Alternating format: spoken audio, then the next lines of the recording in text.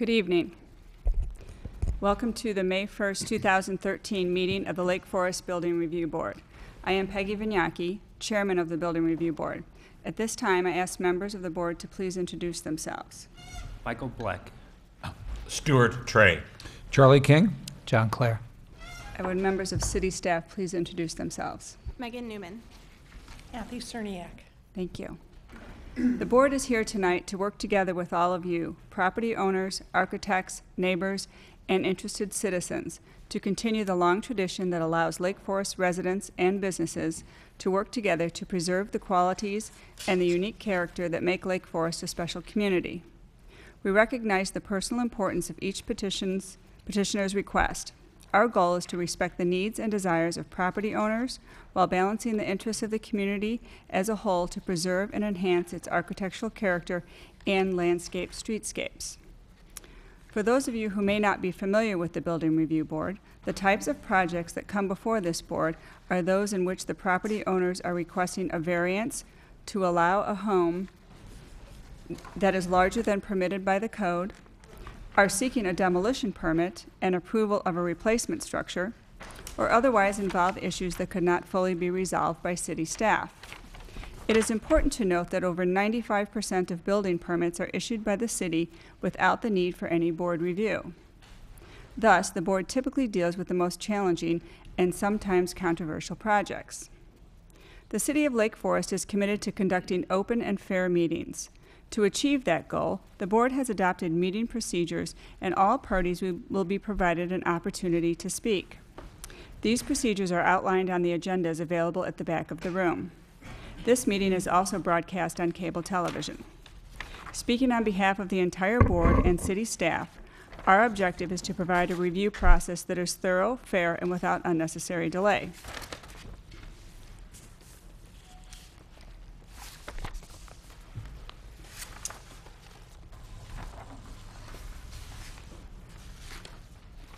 Did we have meeting minutes? No. I didn't think so. Okay.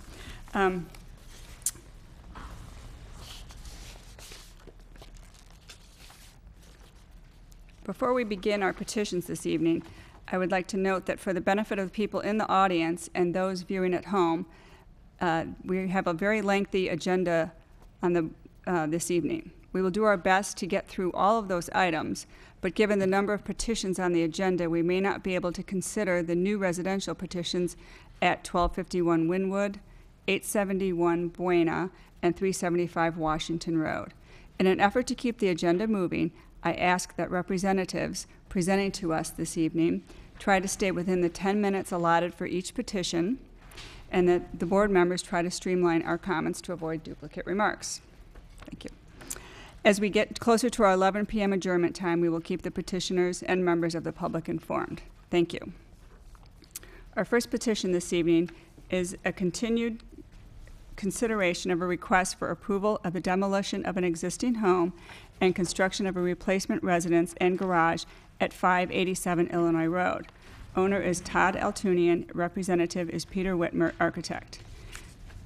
Do we have any board members who have any conflicts of interest or any ex parte contacts? Yes, I'm going to recuse myself because of the work we've done on this project. Thank you.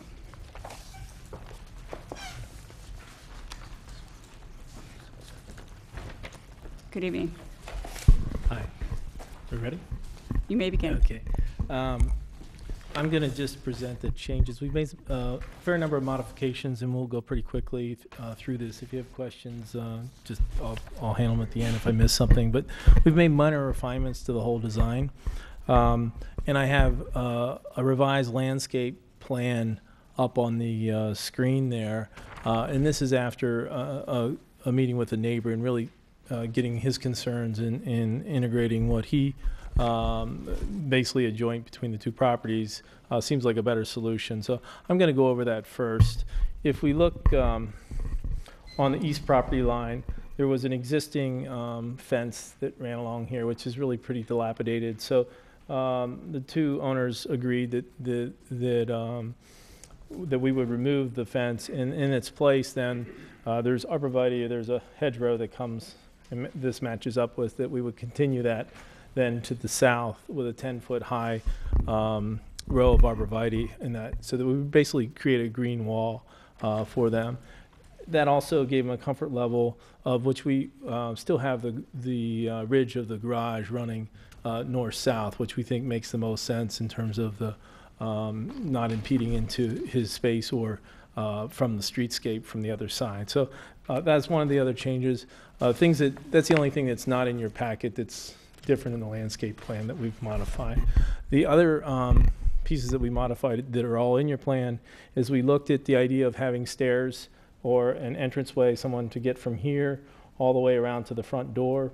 And we've really come up with a solution to have a walkway, which really adds just another layer of banding around our boxwood hedge that brings people around to the front door. Let's see, other modifications. I think that's pretty much for the site plan. I can point out here on the plan, we've actually pushed back the center section of the elevation so that these two gable ends protrude out. So that we have two pieces there. You can see that a little clearer on the elevation. So if I take the next piece, are the elevations. This is what I was talking about. We've actually set back the center section of the building and then let these two pieces protrude out so that those two gables, there was some concern about that facade being so large. Also, too, I drew in an overlay of the landscape, which we have this boxwood hedge around the base. Then we have a larger tree really in this corner that really helps to break up that space. And then what I didn't show was the row of the hedgerow that's out at the street, and then the parkway trees that also play into that. On the east elevation, where I show this dark fence is basically going to be a 10-foot row of high arborvitae in that location. So it's going to continue this hedge and then continue along to the south on that area. You can see then we sort of modified all the little dormers. I don't know if we mentioned last time in our meeting that we've actually added a dormer on this end so that when you come up from Illinois going west, I think it helps that piece a little bit. Let's see if there's any other things.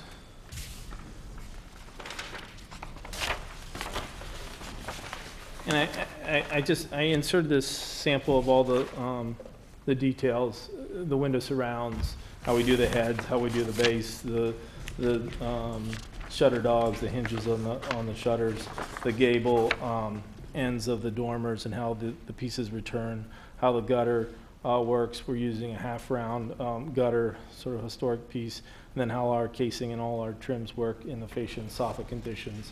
And then this other detail shows the bay and how we use the panels, and then we have a panel molding and have a fair amount of detail in that. So I think that's what, in the last presentation, our understanding what staff and the board was looking for. I think that covers pretty much of the modifications that we made. Great. Okay, Thank you, Peter. This time we'll ask staff to present their report. Thank you, Chairman Vignocchi. The petitioner did a pretty good job going through the various items that were modified since the last time the board saw this project. There's really four main items that the petitioner looked at. The first being the massing, and really trying to break up the mass along the wildwood elevation to try to soften the increase in size that's proposed for this house. The detailing of the house is the second item, and they've really worked to add some traditional detailing to the home and just add another layer of texture to the facade to help explain the architecture and the character of the home. The issue of the garage that was discussed at the previous meeting was which orientation for the gable end. The petitioner has met with the neighbors, and it sounds like has come to an agreement with the landscaping and maintaining the ridge of the garage running parallel to the street. And finally, looking at the site plan and the landscape plan and how the different entrances to the property relate to the front porch and the side stairs. I think they did some really good exploration of the site plan, and the solution that's presented to this evening does address the concerns that were brought up at the meeting last month. I'd be happy to answer any questions that you have, but staff is recommending approval this evening. Thank you, Megan. This time we will take it to the board for any questions to the petitioner or to staff. I have a question for the petitioner. I think you explained on your the new version of the landscaping, you are providing that is a walk that goes from the driveway around to the front of the house? Correct. And what is that? We propose that as a gravel walk. A gravel? Yeah, gravel, because it bases up to the edge of the ground cover there, and then separates the turf. So that's our thoughts. All right, thank you. Peter, I'm sorry, regarding that gravel, is that pea gravel or is that a crushed Merrimack We're stone? thinking it's actually a pea gravel, with an edge on it. Go ahead, Charlie. I was going to say, the garage, did you change it orientation now to run it north-south compared to last time? No, it stays the same. And just to refresh why we have it that way and our thought process on that, originally we had the gable facing out to the east, Right. and to the west. What the issues are there is that the existing tree, because the gable faces there, it starts to block that out. We wanted to lower the pitch of it so it wouldn't be the same as the house, because with the lower the overall mass of that.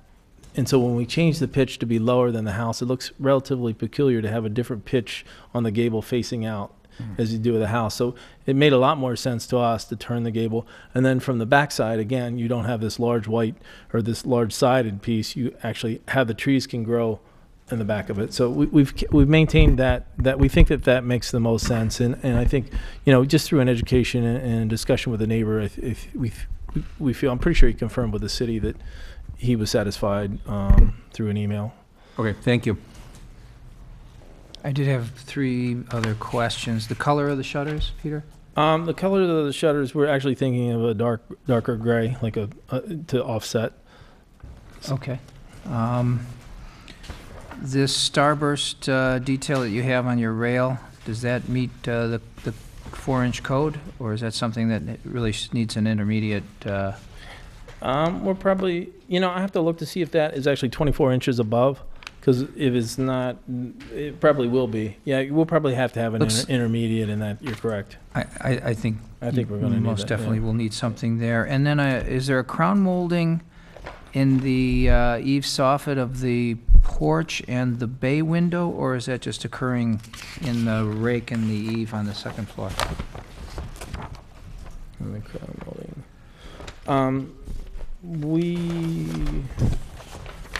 I didn't show you the head of that. I think it makes sense to have that crown molding continue through the bay on that head too. The bay, it's going to be tight. It'll be right tight up to the fascia. And the porch roof as And well? the porch is, yeah. That currently is not shown with a crown molding, but you think it should have one?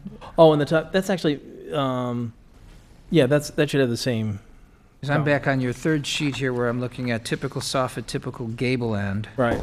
But that's at a wall, and I'm assuming that looks like from your other rendering that occurs on the 2nd floor.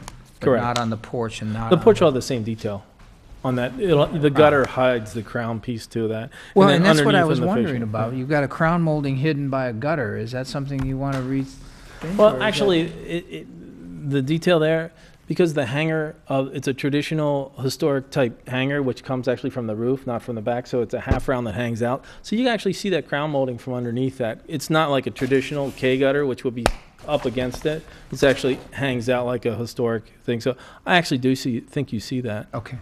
And then on your typical window, it looks like you've added a stoop to your sill trim?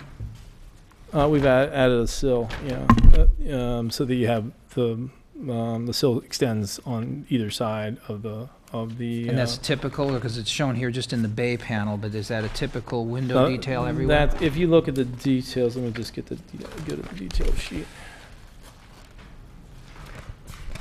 Okay, so I see it here. It's You see it? typical Yeah, no, window it extends surround, on the typical typical. door. Yeah, we show okay. that in the typical surround. Okay, that's all my questions. And then on the dormer too. Yes, Does the same thing. thanks.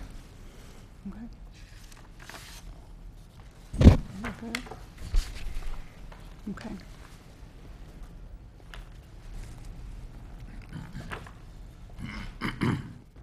Thank you. Thank you.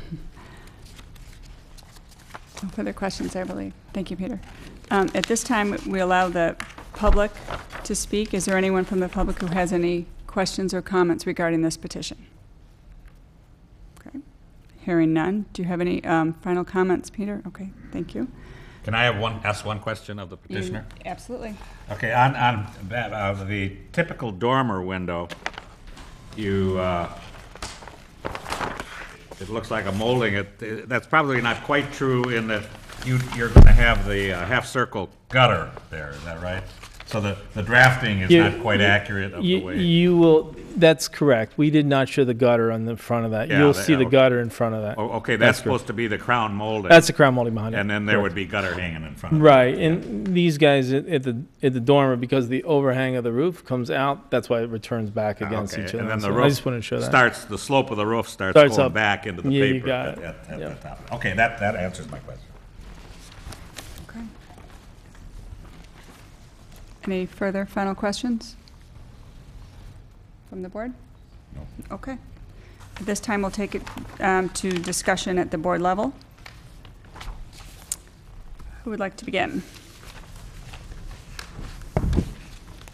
I think he's responded to some of our concerns from the other meeting, and I've always liked the house. I just thought that there were some opportunities to make a more true expression of something that required that offset to occur at the kitchen. So I'm in favor of supporting this.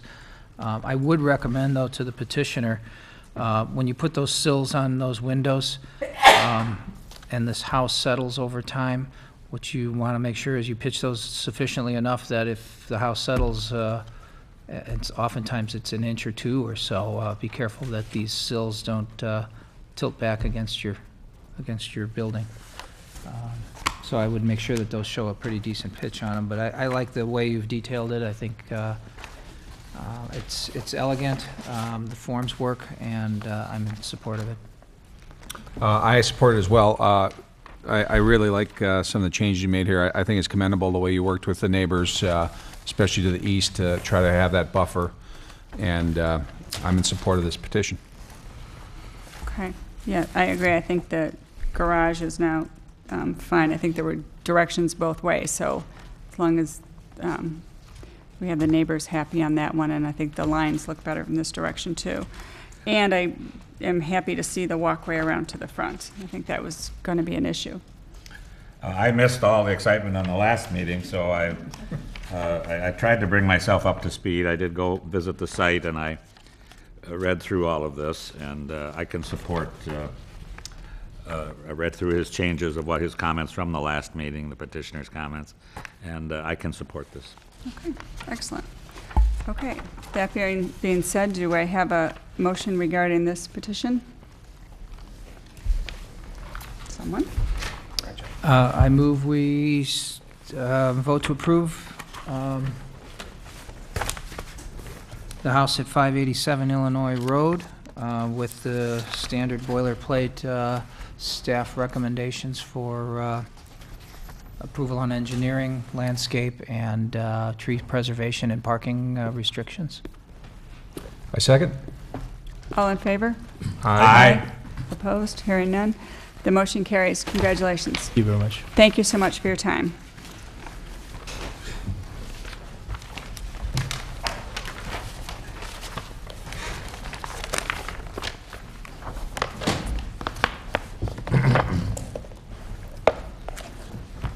The next item on the agenda is another continued petition.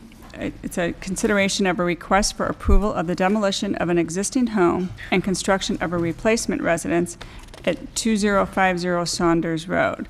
The owner is Brian Sack, and the representative is John Hershey, the architect. Do we have any board members who have any conflicts of interest or ex parte contacts? Hearing none, we will proceed. Good evening, sir.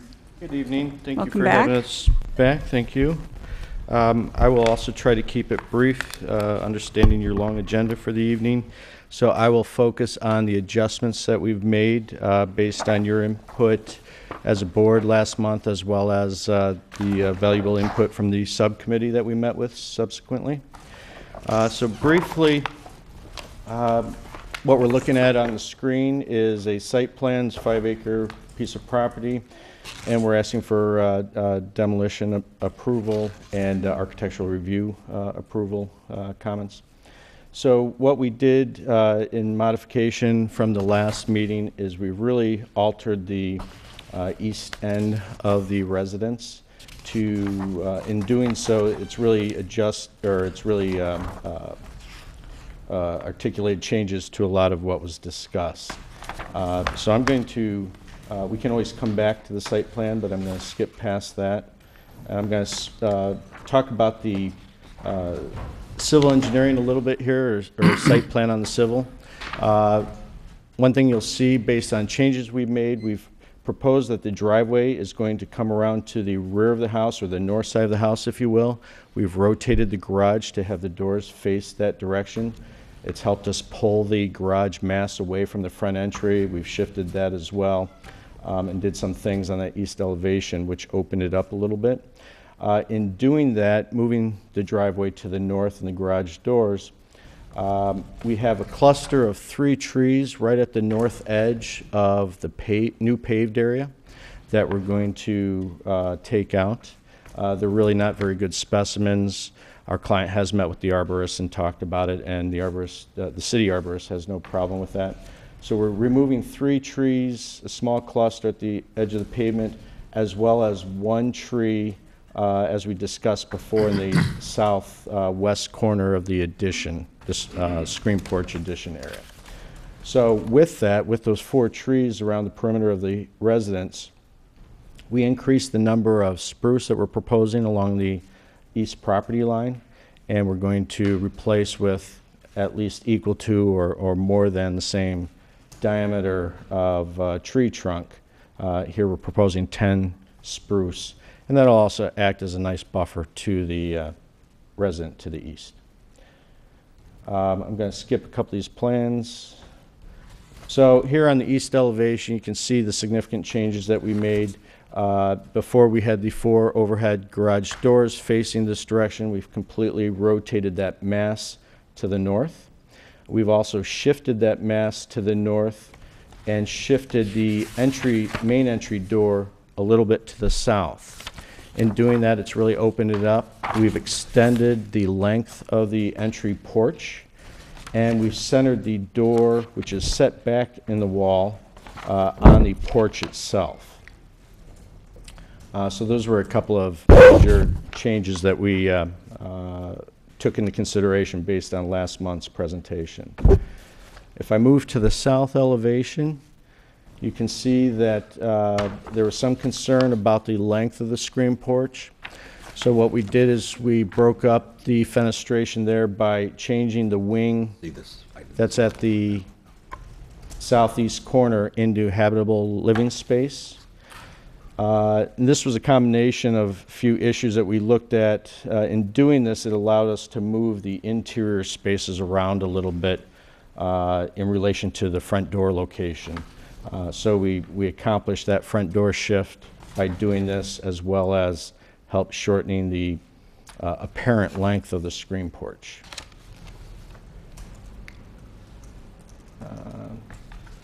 This is just another view of the south elevation with the screen porch removed. It would be what you would see of the exterior wall from within the screen porch.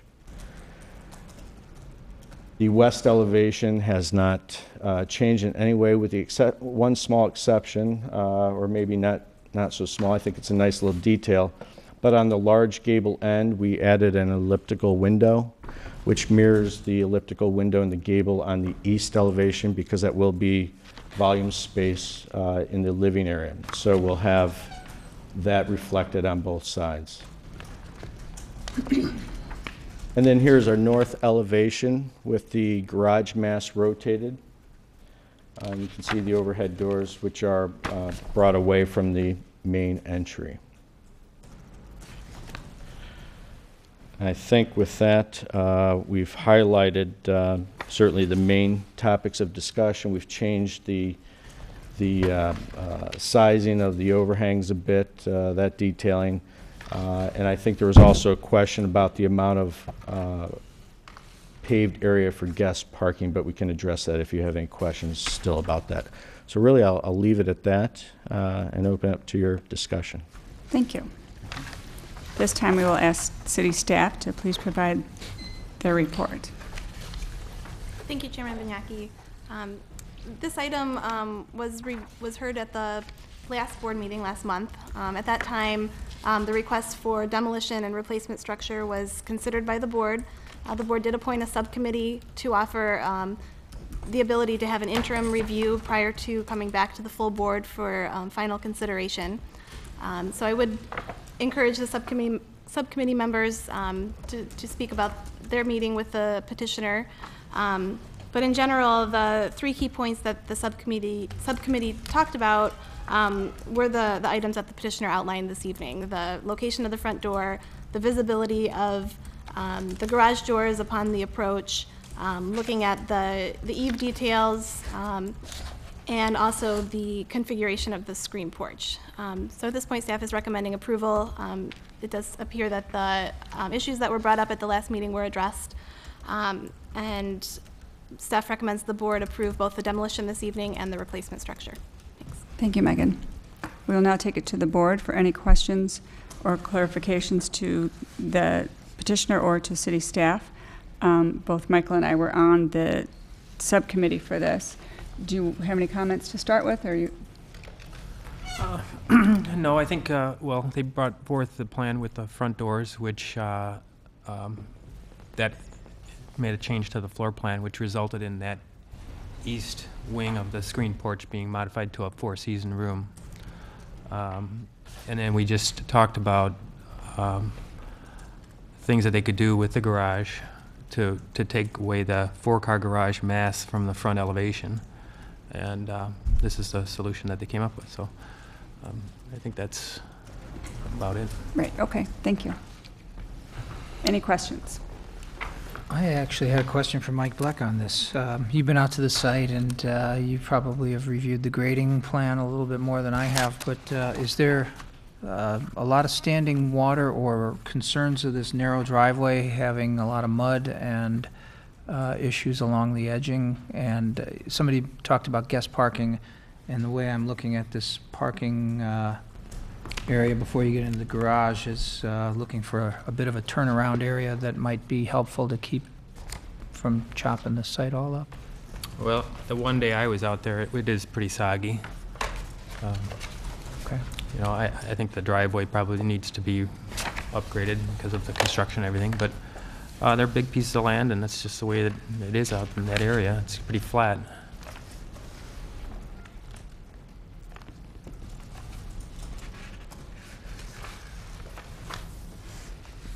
Any further questions? No I questions? think it's quite a long driveway that any large number of guests get quite a few cars on that driveway. Sure.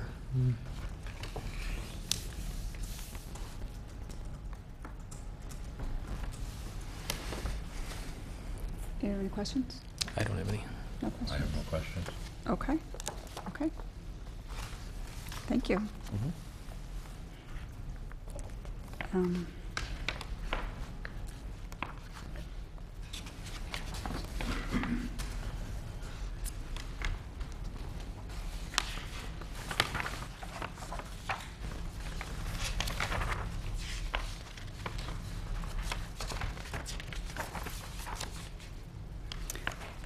Actually, Mr. Hershey, I do have a question.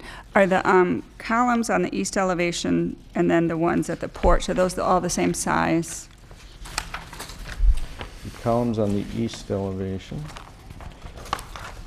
at that porch, and then relative to the screen porch, is that your Correct. question? Yes, they would all be consistent. Okay, and how large are those?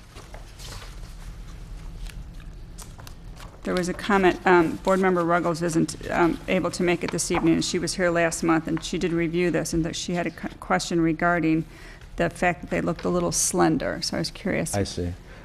Yeah, based on the number and the height really isn't that tall. I'd say nominally about 6 inches. 6 inches, Mhm. okay. Okay, thank you. And how high are those, approximately? They're up on a knee wall of some sort, right? Correct. The knee wall would be about 30 inches, and the eave line is possibly another 7 feet. So they might be 7 feet tall? Mm-hmm.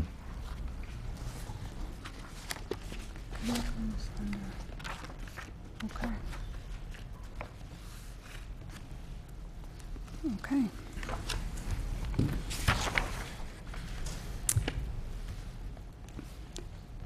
At this point, we would allow anyone from the public to comment regarding this petition. Please step forward.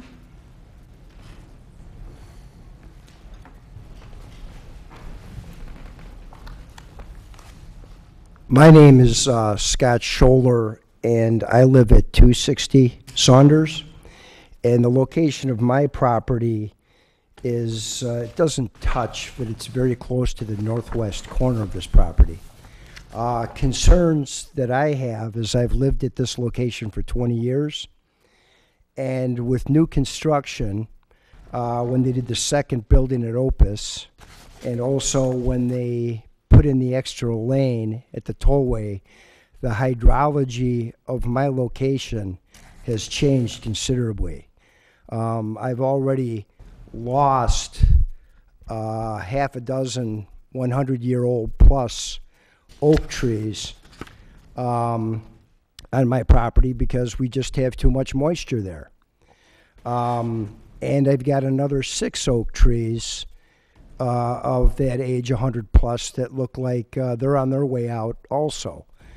So my concern is just to make public notice that when there is any construction in this area, that, okay, I'm in a wetland area, and I do understand surface flow of water, but when there's too much water and it's of abundance, and I end up flooding, it just doesn't put stress on my home, but it also puts stress on my existing landscaping. And I can't replace 100-year-old trees. So I guess my concern as this project goes forward and other projects in this neighborhood is that it's very carefully looked at by engineering where this water is going, because if we just talk about natural surface flow, even one more drop on my property creates a huge impact. So I just wanted to make public notice of that. Last time I stood up here was probably 3 or 4 years ago when they were thinking of subdividing 480 Saunders. And I expressed the same point of view, but you know, as time goes by, people forget. And I just want to make sure that this is looked at very carefully, because I'm losing a lot of beautiful trees, and I do have a retention pond on the property. And, you know, 4.5 inches of rain like we had, I mean, that's obviously extraordinary, the whole city flood. But when the pond gets 3 times its size, that's an impact, especially at my location. Thank you very much for letting me voice my concerns. Absolutely. Thank you, sir. Is there anyone else from the public who wishes to speak regarding this petition? Hearing none. Would the petitioner like to make any comments regarding?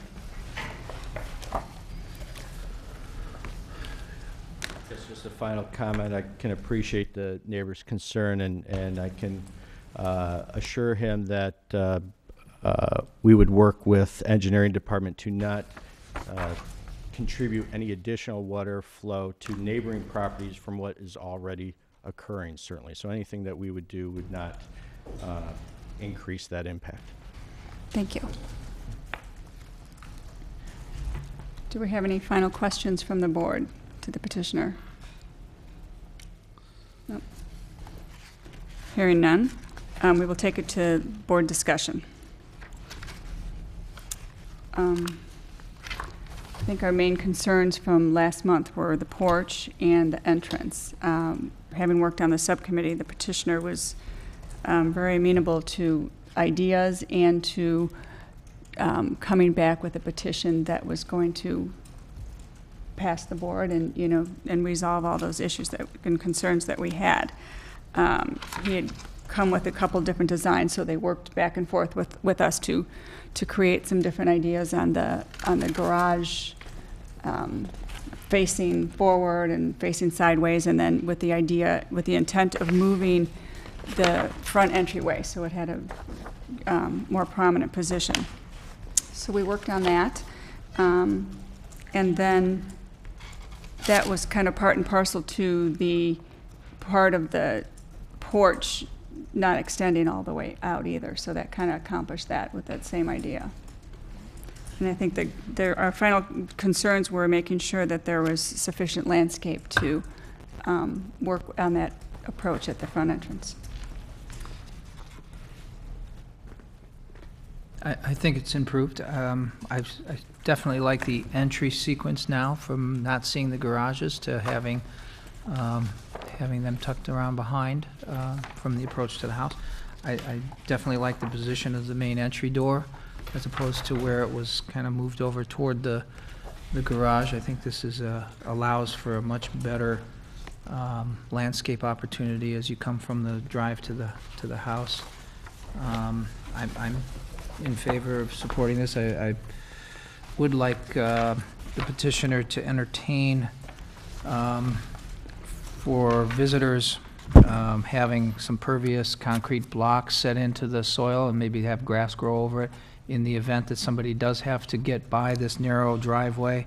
If there are cars parked there, give them a couple opportunities to swing past somebody coming in and out of there or something, but I wouldn't exacerbate the water, the storm water at all with any pervious surface, but I would go with, impervious surface, but I would go with the pervious concrete block and grass it over so you wouldn't see it, but it's there as an opportunity for people to get in and out of that long drive and out of this squared off driveway with a little bit more ease. Thank you. I think they made some nice changes here. I appreciate the petitioner's willingness to work with the subcommittee, and I think that east facade looks a heck of a lot better now. The garage facing to the north, the front doors, I think it's a handsome house, and I support it. Thank you. I wanted to thank the petitioner and the architect for taking the time to meet with us and the changes that they made on it. I think they were responsive, and I think it's a better design, and I support it. Great, thank you. I feel that, again, I'm coming in Johnny-come-lately here, but I can, listening to the changes, I like the garage doors facing north as they are, and I can support this project. Okay. Thank you. All right, do I hear a motion regarding this petition, remembering we have a demolition as first? Okay, I'll make a motion for the demolition of the structure. And excuse me, is it a partial demolition or is this a complete demolition, or how are we viewing it? Because I know there's parts that they want to keep. I think it was using the foundation, correct me if I'm wrong, but the foundations, but and there aren't any walls they're saving or anything. We need to approve it as a demolition. Well, okay. Correct. Motion to approve the demolition. Mm-hmm. Second? All in favor? Aye. Aye. Motion carries. I'll make a motion to approve the plan as presented with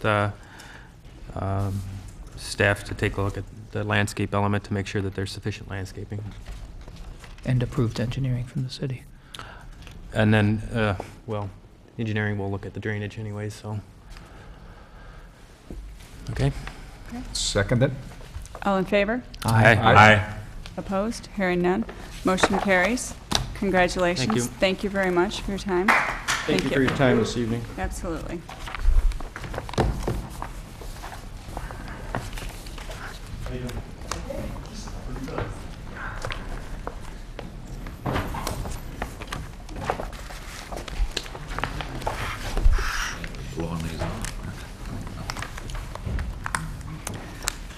Next item on the agenda is a continued consideration of a request for approval of new elevations and exterior materials for previously approved duplex residences at Willow Lake, a development in progress next to Conway Park. Willow Lake is accessed from Field Court and is located north of Brunswick Office Building and east of the Lake Forest Graduate School. The owner is Wells Fargo Wholesale Banking Commercial, and the developer is Red Seal Development, Todd Fishbein representing, and the representative is Douglas Buster from BSB Design. Good evening. Good evening. Thank you. And with that introduction, I don't need to introduce us. I just wanted to make a couple of quick points before I turn it over to Doug and Mark. Since the last meeting, we had a very productive meeting with the subcommittee. There's also been some follow-up work with staff. Tonight, we are going to focus on the differences from the last time we were in front of you. And I really just wanted to make one quick clarification in the staff report before I have Doug come up here. On page 3 of the staff report at the top, it still talks about 35% of the buildings being in each of the 2 color schemes. From your materials and from my narrative, you can tell what we did was we had 2 color schemes last time around, and each of those went with 1 brick and 1 stone. What Doug will be presenting later and what we worked on with the subcommittee is we now will have 4 siding colors that can go with either of 2 stones or 2 different brick selections in the 2 different styles. So what I did was I changed that monotony condition from being 35% of each color scheme to being at least 15% of each of the 4 siding colors. So we've sort of gone from color schemes to siding colors with that monotony restriction. I just wanted to make that clarification real quickly.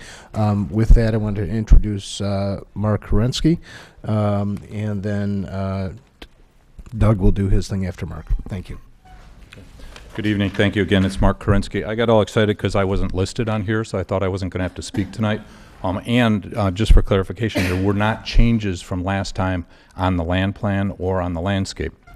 However, we did submit this document that's up on the screen right now for clarification. As we've been talking about monotony and everything else, what this diagram attempts to do, other than confuse everybody, we have 6 different unit types. Okay, so there's 6 different colors overlaid on top of each other. So what we did here is to show the flexibility of this plan. We have on this diagram, it says potential unit location plan. It shows where all of the different units can and cannot go. So with the exception of 1 lot, we can have multiple units fit on multiple lots. Okay, so that what should help you understand as we're talking about monotony, that we've got a great flexibility with the product that's been designed in order to be able to have all the various product on the site. We just got the staff report, so we had submitted this, that's in your packet. We had just gotten the staff report, and the staff report drilled down a little differently, and they were looking not necessarily just at monotony or the variety of product that could be out there, but they started talking about the side-load garages. So what I did today is I took that exact same plan that's in front of you, and hopefully it shows up in your screen. There are, like I said, there are 6 different units here. There's 14 different combinations, but there's 6 different units. 3 of those 6 have the potential for side load garages. So the A, the C, and the D2 you can side load. The other ones, because of room configuration, you can't side load them. So what this diagram shows you is that there's 2 different color stars. There's a sort of an orange-red star, which is the A unit. It shows where on the site we can actually side load. And then there's sort of a purple star, which shows where on the site either the C or that D2 unit can be side loaded. So what you have is on this plan, there's 40, you got to trust me on this, but there's 43 little purple stars up there. So of the remaining buildings, there's 43 units that are the C or the D2 that could be side loaded, that the site permits. Other areas, the trees that we're preserving, the existing retaining walls and the like, are going to preclude us. With the A unit, now the A unit is like the prior development where the garage is on the outside. So as there's more restrictions. There's only about 14 locations where that A unit can be outside load garage. But still, we have potential for 14 different locations on the site. 16 are shown, and we've got a couple areas like right here. If you look right at the top end of the page, if we side load this one, we can't side load the other one because we don't want to deal with shared drives. Yeah. So what we're trying to show here is that the potential exists, not only with all the work that we've been doing with the architecture, but that we have the potential to side load these units, site-specific. And that would go in condition with what the letter that was submitted to you, and I want to read from it just so we're all clear. In any case where the lot selected by the purchaser allows for a side load garage, so any place where the lot selected allows for a side load garage, shown by these asterisks, for the floor plan selected by the purchaser, then a side load garage shall be required.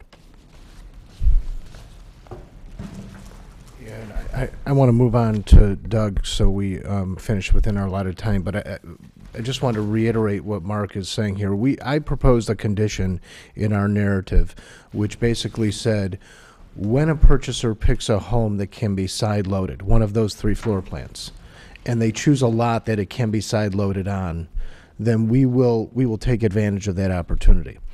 What Mark's diagram is meant to do is to show you, not to start to create requirements of where we're going to do things, but to show you all of the opportunities that we have to hopefully give you some comfort that that condition, along with all of those opportunities that are available, will allow us to get enough side loads on there so we don't have too many buildings that have all 4 front garages facing. And also an important point that I don't want to escape the group is there was something mentioned in the staff report about not allowing a building with 4 front-facing garages. We've only got 3 of our 6 floor plans that allow us to side load. So that would be an extremely restrictive condition on us that would be very difficult for us to live with from a marketing perspective. And with that, we'll have Doug talk about the changes since...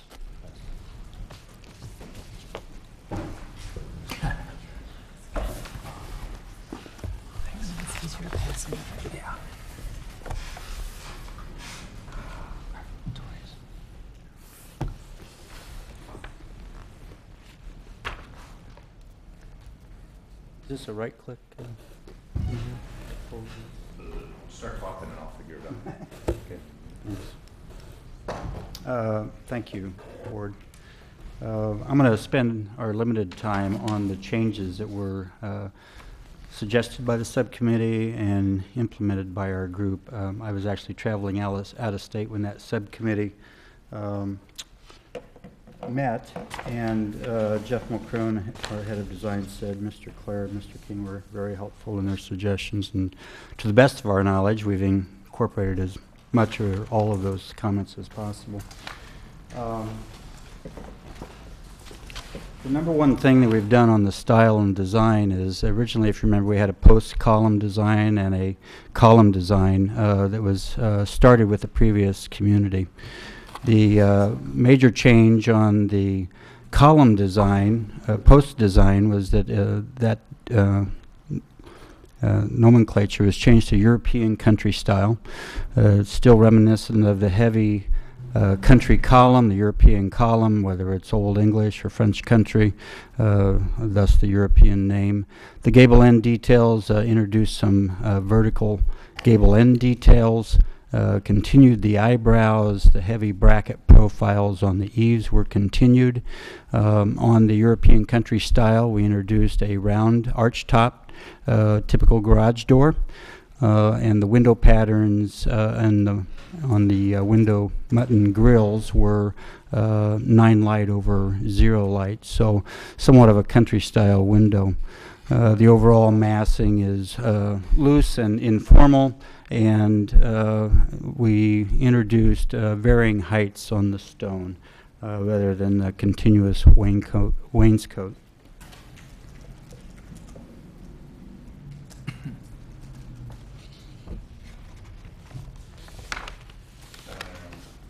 Yeah, I'm trying to get there every time I get it down here. I'll do it there. Okay.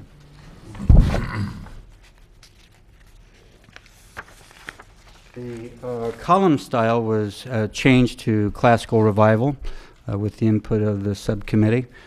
Classical revival character being a little informal on the classical style.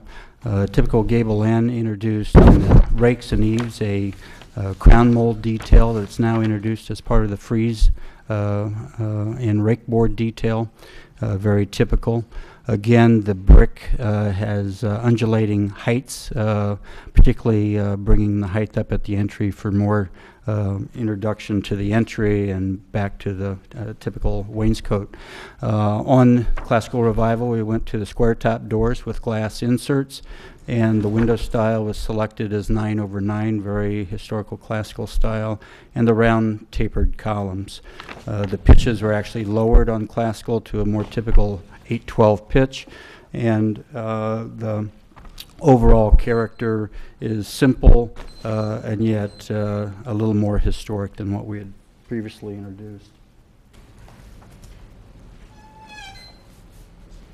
As Todd had mentioned, we'd actually taken input from the subcommittee and introduced additional color styles. Originally we had 1 stone and 1 brick. We've now doubled that to 2 stones and 2 different bricks, and we have gone from 2 color style palettes to additional 4 color palettes. So I think when we look at the total overall combinations of 14 combinations and 2 different styles and 4 different color schemes, we end up with about 156 possible combinations in the community, which we thought would be helpful. As part of that selection, we've introduced 8 different door colors, and the possibility here is that although each individual duplex will remain with the same color package and the same style, the individual door palettes will change from unit to unit. So we think that will add some variety as well. And we thought these were nice historical colors that were introduced. In addition, a large variety of lighting fixtures have been offered. Again, we have 8 different lighting styles. And again, if the first buyer of the first duplex in that particular cluster environment has the right to pick that lighting style, and then the additional duplex connected to that building will follow that same lighting style, so that we're not introducing 2 lighting styles on the same building. Just as an overall, this is a reiteration that we are offering 14 different combinations with 6 different units. That hasn't changed. And the massing and variety is really tremendous as you think about a typical duplex. What we've looked at was how to combine these, how to make them attractive, and we feel quite strongly that we've done what we think is a good job of that. We're introducing several total packages here for you to review. We're not showing all 14 in combination. The AB duplex combination is shown here with one of the color packages and done in the European country style. And the sides and rears are shown so that you get a flavor of what the backs and what the sides of these will look like. There's very few of the rears that are seen and very few of the sides that are seen. I think I looked at the 44 continuous side elevations, and only 10 of them are really viewed from the side. And one thing I would note that, particularly with a duplex, as different from a single-family custom home, is that each individual buyer, although there's a homogeneous overall look that we're trying to create, we think that each individual buyer is going to be looking for their own individuality. It's my detail, it's my bay window, it's my gable end. So if there is some complexity, we think buyer preference is going to help this community by really having a sense of what is important to them and their style, and the ability to have some of that style stay involved. So just briefly, I know we're limited on time. The second combination, yes?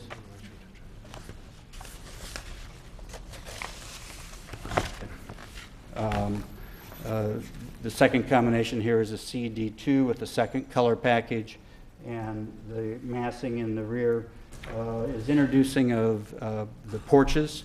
We've tried to follow suit with the rear porches that were already established on the existing community, the same detail on the garden level walkouts below the porches, But we think, again, that the individual style helps it to appear to be one single building, although it's two individual units combined. And the overall massing and style with the chimneys and the character of the brick and the breakdown of the siding helps to create some individuality, which we think is important, yet some homogeneous connection from one building to the next. Then C and E is shown as in the third color style, and the massing is quite simplified on the side, and the introduction of the projecting gables, again, is that individual buyer preference, we think, for their own detail on their own unit. Again, a quick look at a very simple porch detail, one with a gable, one with a shed roof, and an introduction of that detail into the existing. And then finally, D1, D2 combination, which is the fourth color style. Perhaps in some ways the larger of the two buildings, but you know, in terms of the overall community, what we found was that our market research showed there was very little possibility of many of the large units, the 4,500 square foot units, being sought versus the smaller units that we've introduced. If you remember, the original duplex program only had a pair of 4,500 square foot units, and all of the massing in that original community would have been 9,000 square feet of square foot and bulk. And now we only have that possibility in a couple of the 14 combinations, and it's highly unlikely that it would be a large percentage, and certainly with the limitations, that bulk and massing overall in our community has probably been reduced in half as compared to what it was originally. So we would hope to consider keeping the larger possibility of a pair of the large units coming together. We don't think that would happen often, and we do think when it does happen, it's still attractive and still within the overall scale of the original community. So I think that has really taken us through 4 of the 14 combinations, all 4 color packages, all of the material changes. Julie has put those materials here in front of you. Julie, I know that we had models as well. They're up there as well. They've already been passed out to the board up here. Okay, Thank you. thank you. And so I'm a little over my 10. Thank you. Yeah. Thank you. At this time, we'll ask the staff to please present their report. Thank you, Chairman Vignocchi. If you recall, this petition was heard at the end of last month's meeting, and the board did appoint a subcommittee to work with the petitioner to really look at the style of architecture and the massing for this project. It is a unique project. It's not one that the Building Review Board sees a lot of, where there are several different building options for this development. The subcommittee worked hard with the petitioner to provide ideas and suggestions for ways to really differentiate these buildings and the two architectural styles. And I think the result is a success with respect to the different styles and the details that are proposed and some of the pedestrian scale items that are being proposed at this point. I do think the board as a whole should comment on some broad issues that may still be outstanding and have some discussion on the different combinations, recognizing that in two-dimension, the roof lines and the forms do look more complex than the models that are being passed around to the board may represent. But if there are any that are overly complex or that don't meet the design guidelines that the Building Review Board is using to evaluate requests, it would be suggested to bring those up at this meeting. The recommendation this evening is to approve the project, but to allow the subcommittee to stay involved in the nuances of the details and to look at different ways that materials connect and the way the brackets are designed and scaled for the different buildings. But I think there are some overarching topics that the board should discuss this evening.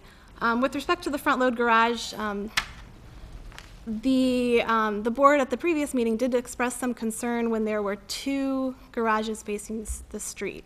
So as I look at the elevation matrix, and maybe the petitioner can explain this further, there are only really two buildings that present that, that facade, that front facade.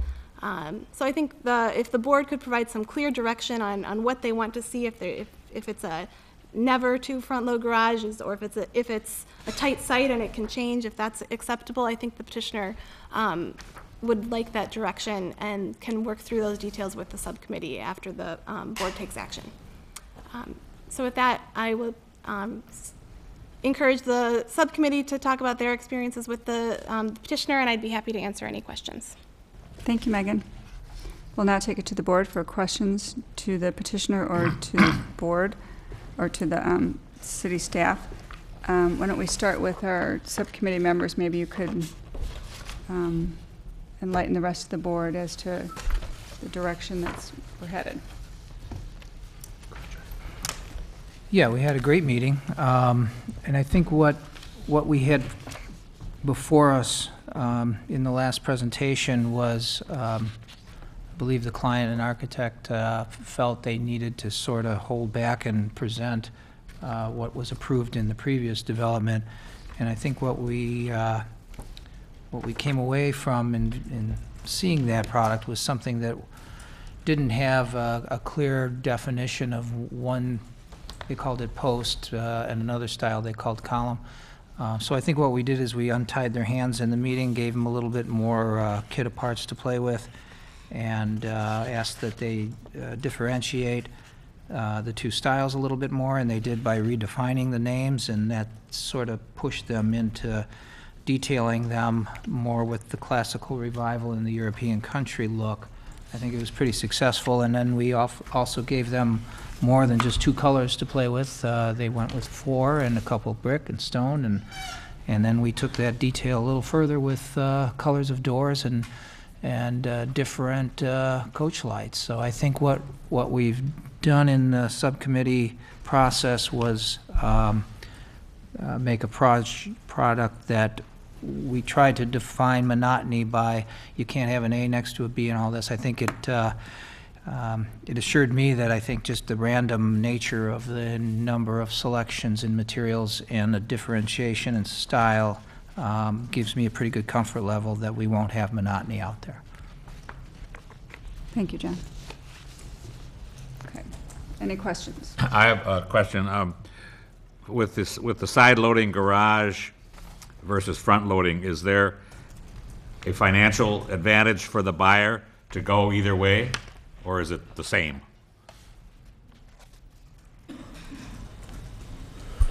No, there really is no financial distinction. There is no financial? No. The only issue is that only 3 of the 6 floor plans allow that to happen in only certain locations on the site. It's really, those are our constraints.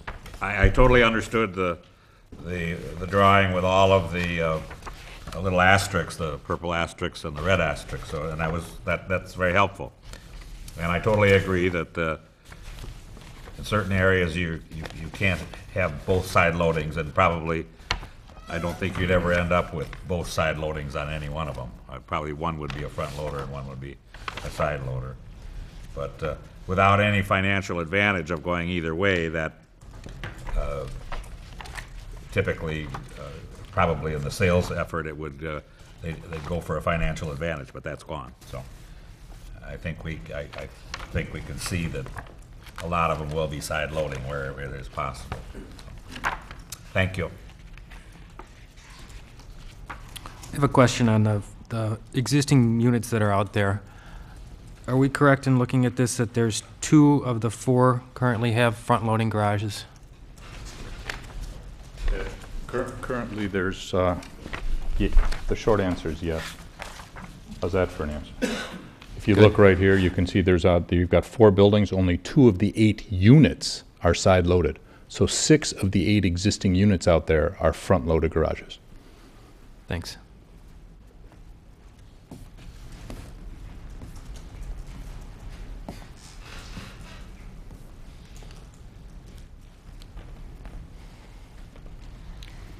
So how often can you have is it only in an AB designation that you would have all 4 front-loaded?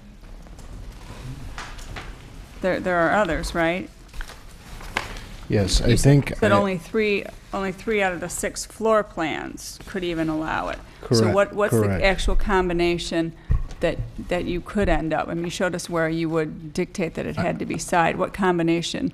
How often could it actually happen where you have all 4 being front-loaded? I'm just afraid that's more confusing. We start with the basic. How often could it happen? It would be market dependent.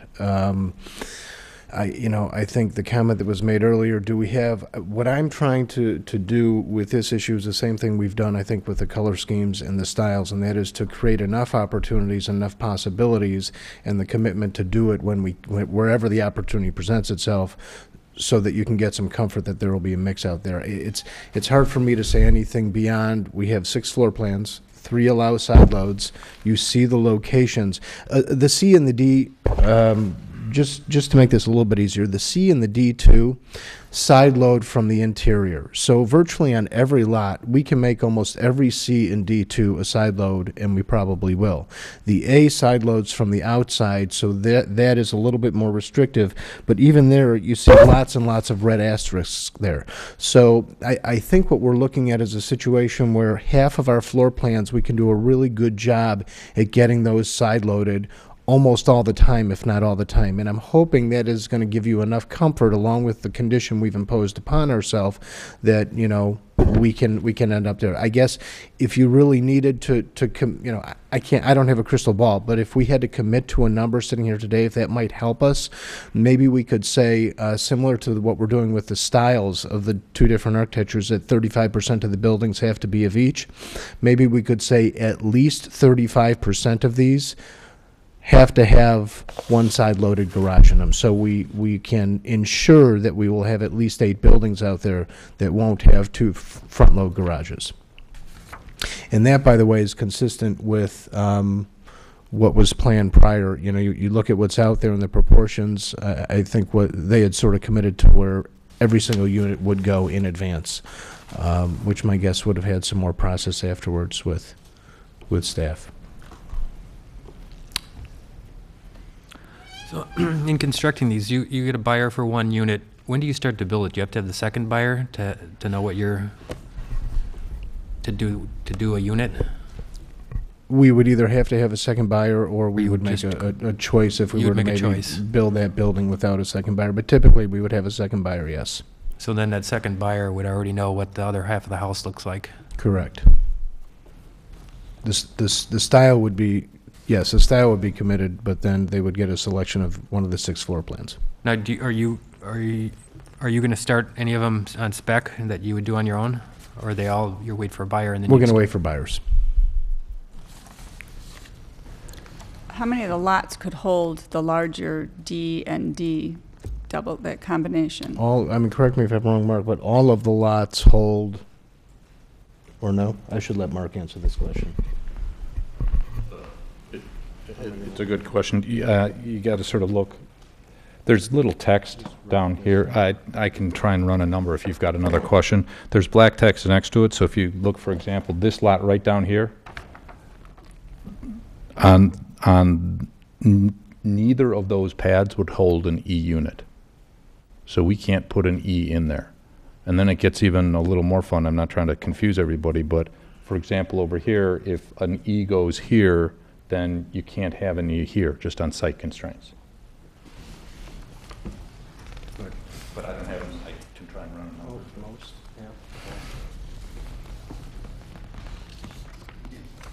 yeah. Is your question how many lots would accommodate a D or a C unit? The larger, if you were to do both with the same large unit. Okay, Mark will take a quick look at that and we'll get an answer. That's fine. Todd, following up on a question from Board Member Trey, financial encouragement to do a front load versus a side load. You probably have twice the asphalt driveway on a side load than you do a front load. Are you suggesting Red Seal's taking the cost of that and not considering it in selling? I am suggesting that given this dialogue here today, we are not going to create a financial incentive for someone to do something that is contrary to what we're trying to achieve here tonight. So absolutely, yeah, we'd keep the price points the same. I have a question on the, I understand that these are duplexes and you can mix these styles a little bit, but you'd never mix the stone, let's say. It would be, somebody would choose brick or something. And the other half wouldn't be stone. Am I correct in that? That's correct. One of the monotony And restrictions. the siding, whatever it is, that would all be a similar color throughout the Correct. whole building? Correct. Okay. Tho- All And right. those are included in the self-imposed monotony restrictions, correct. But only the styles of the building somewhat would be the mix. Okay, thank you. Too many choices. Well, again, I think that's sort of our way of attacking the I monotony understand. issue. There are a lot of It's- choices out here, and I It's think. pretty neat, but it's hard to get them all in your head. And I think it's safe to say it's in your best interest to have as much variety out there as possible, Yeah. to encourage the next sale and future sales running down the road.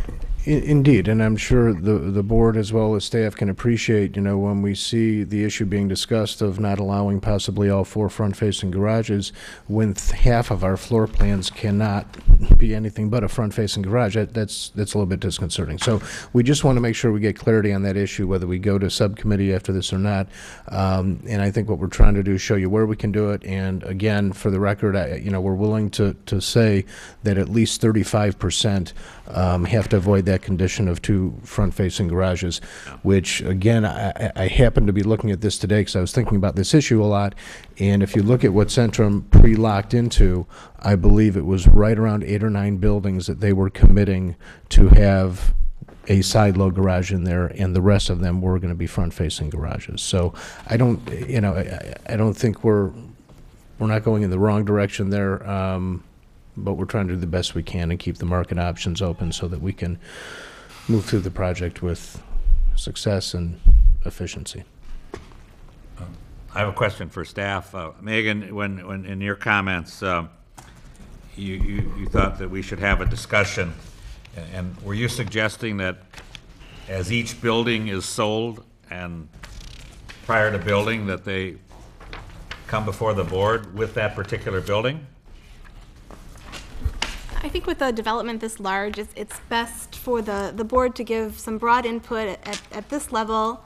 There was a subcommittee appointed. If the subcommittee can continue to work with the petitioner to really refine the standards for the development and the designs, the idea would be that the individual buildings would be approved through a permit and not come back before the building review board. Okay, but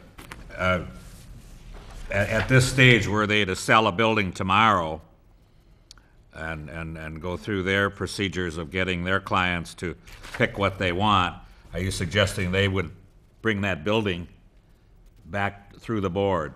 No. No. No, that level of review could happen at the staff Happen at level. subcommittee. Once the building review board takes final action on this concept that they're presenting.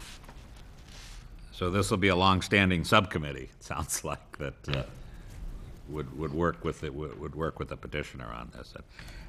With all the choices, I can see where that makes some sense. I think there's still confusion here. Yeah. Just to clarify, we would work with the subcommittee after board approval to get to the point where there are specific models approved, specific colors which were presented, and specific combinations, limitations as you direct. We would have that approved, and then we would go forward, and staff would actually play the role of making sure all those conditions are met. When we haven't had many developments like this, but when we have, we actually maintain a matrix, and we would count off which units are built, and obviously as you get toward the end of the build-out, the choices buyers have are more restricted. Right. Okay, thank you. Thank you, Kathy. At our last meeting, we had concerns over the quality of materials. Are you still proposing veneers for the stone and brick? Well, Doug's getting up here. We have, there are 26 buildings, not units. There are 26 buildings on the site. 22 are remain to be built. Of that 22, about 14 could potentially hold that E unit. If that answers your question. You're asking where the larger unit, that DE combo, that larger building could happen. So of the 22 remaining, only about 14, if the market took it, would accept that. Thank you. The answer on the veneer is yes, but I do want to clarify, it's not cultured man-made stone, it's real stone, it's buccal stone out of Wisconsin, and it's just a veneer cut rather than a full-fledged cut. We've changed the colors per the subcommittee's input and added 2 additional colors, one for the brick, one for the stone, but it is veneer. One clarification I would make on the original staff report, it still said aluminum-clad wood windows. We're dealing with vinyl-clad, which we find has much longer standing color continuity throughout 25 years of use. So. And Doug, the brick is brick. The brick is a 4-inch brick. Brick is brick. Yeah. That's not a veneer. Yeah. And the stone, are you setting the stone on the foundation wall? In other words, are you holding your studs back the 2 inches to receive that stone, or is the stone cantilevering out applied to the We haven't face of the wall? finalized that detail, but the original detail out there shows the ledge, but it's not a supportive ledge, so you know it's kind of a non-issue in terms of the structure of that stone. But this cannot be glued against a plywood or a metal lath application not to a glued. wall. It has to be sitting on a Stacked. foundation. Yes. So you're holding your plywood back 2 inches, not 4 to receive the brick, That's but right. 2 to receive the 2. stone. Okay. Mhm.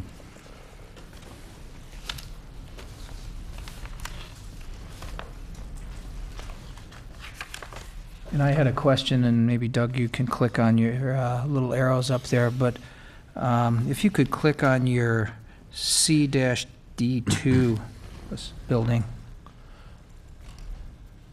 Yeah. There. Yeah, there. The 2 windows in the center of that elevation that are below that 3-unit bay.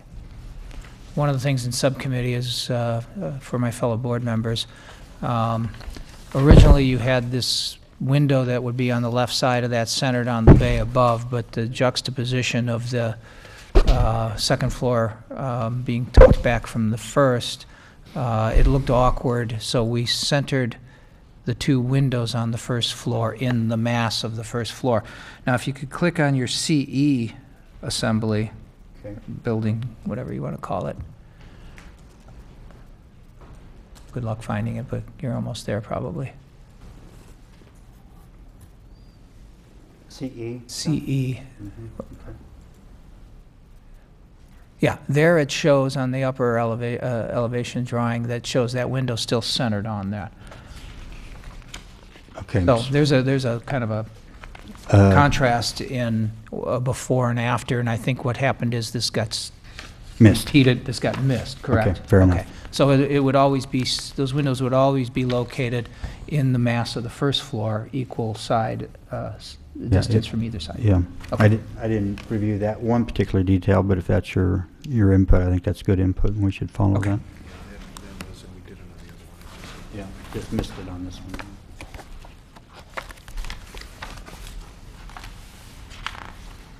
And then I noticed too, as long as there's a pause, the chimney cap on the brick, I think, if I recall before, you had a detail up there. Obviously, you can't do it with the stone, but on the brick, I seem to recall that there might have been a vertical reveal in the top of the brick.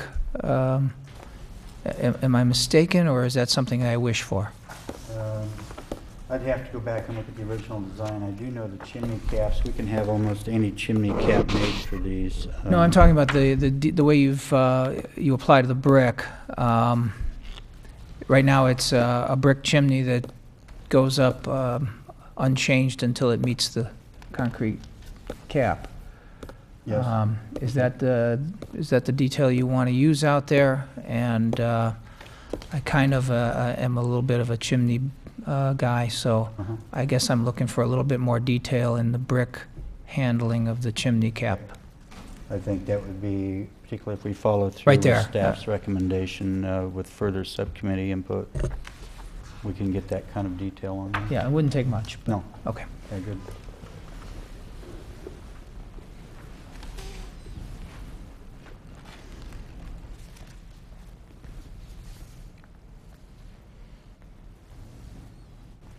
What is the material on those back patios underneath? Is that kind of a lattice, a wood lattice or something there? The existing units that are already out there, Mr. King, has a lattice. I didn't go study that.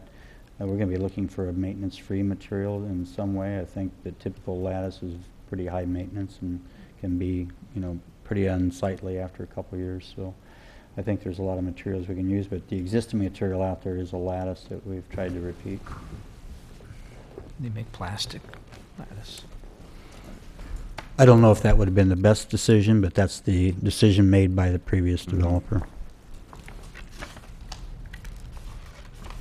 I think if you kept with it and there seemed to be a plastic product that you found that you'd like to apply for that to be a consistent with the existing two buildings that are Yeah, out there, that that would avoid your maintenance issue, and I think might be a good direction for you to take.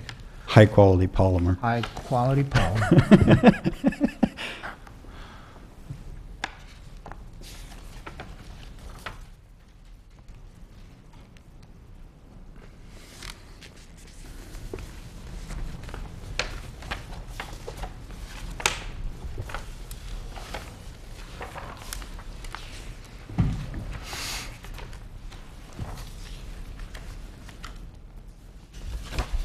How thick is the brick? Pardon me?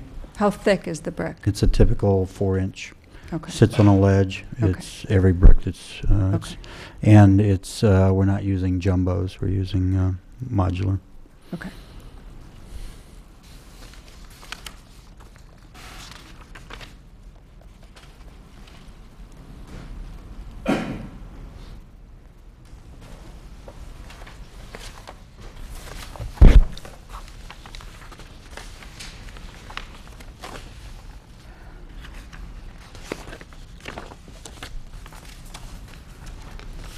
Any further questions?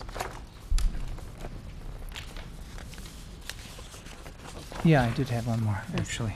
I wonder if the CE one that we talked about earlier was something that maybe got missed and carried over from the previous presentation, because it didn't appear to have had any of that vertical board and batten application done to the gables as well. So I guess I just want to make sure that if I'm looking at something that carried over, that I'm not looking at the... Let me go back to the main. The board and band was added to that. let's just hold on that one, for instance. There is an element in the gables of the vertical board and batten that I think really helps the style. And then I'm looking at another one that's also saying European country, that is completely devoid of that The same detail. feature or that material, Yeah. I guess is a better word.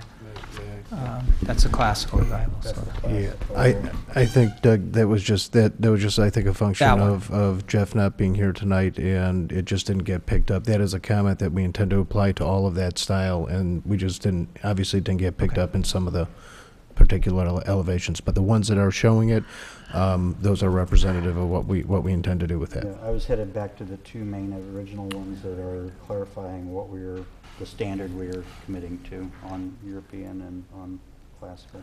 Okay, so if we use that palette, that reoccurs throughout the project, and we'd pick it up at subcommittee when you're presenting a building type that you're going in for permit on, and okay, just want to be clear on that.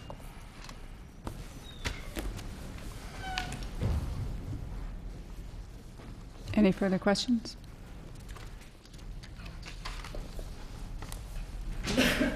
Okay, thank you.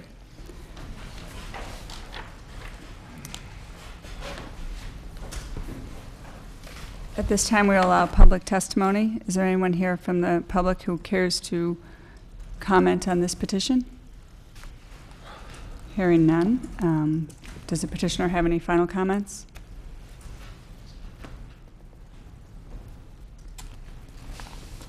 No, I don't think so. The only one being is that we would be happy to, you know, if any of these issues need to be worked out at subcommittee after this, we're happy to continue to do whatever process Excellent. you'd like us to follow. Thank you.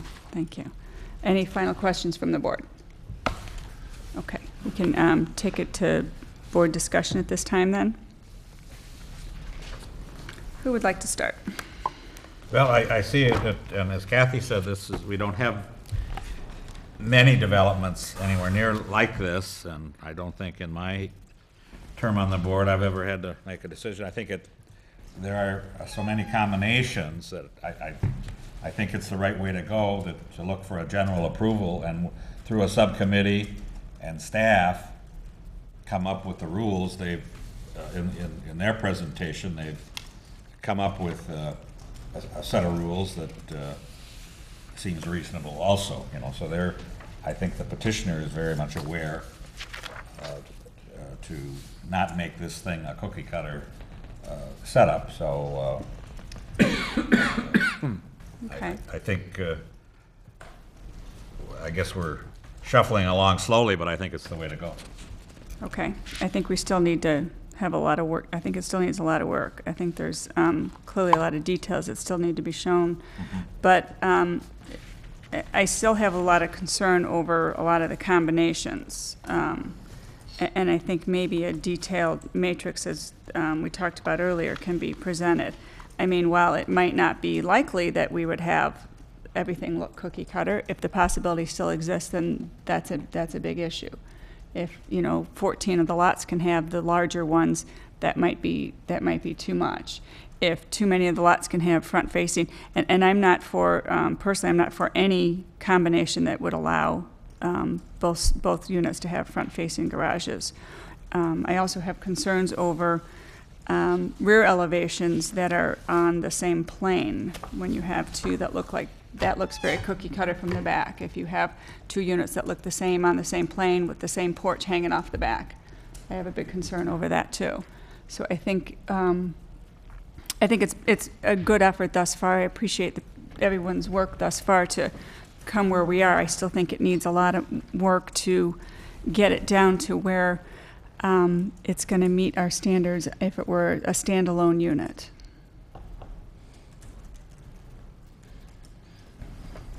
Describe standalone unit. If you brought one of those buildings in here on a single petition, we would be looking at a lot more details.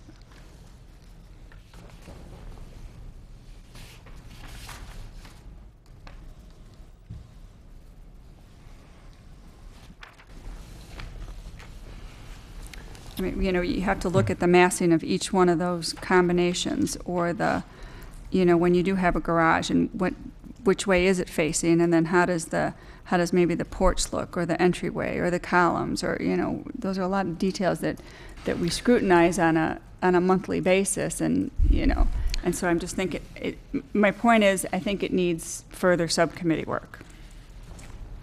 Madam Chairman, I was the designer on the project that I think very closely mimics this. It was a duplex product over by Waukegan Road by the Sunset Foods called Woodland Creek. We had, I think it was 4 or 5 units.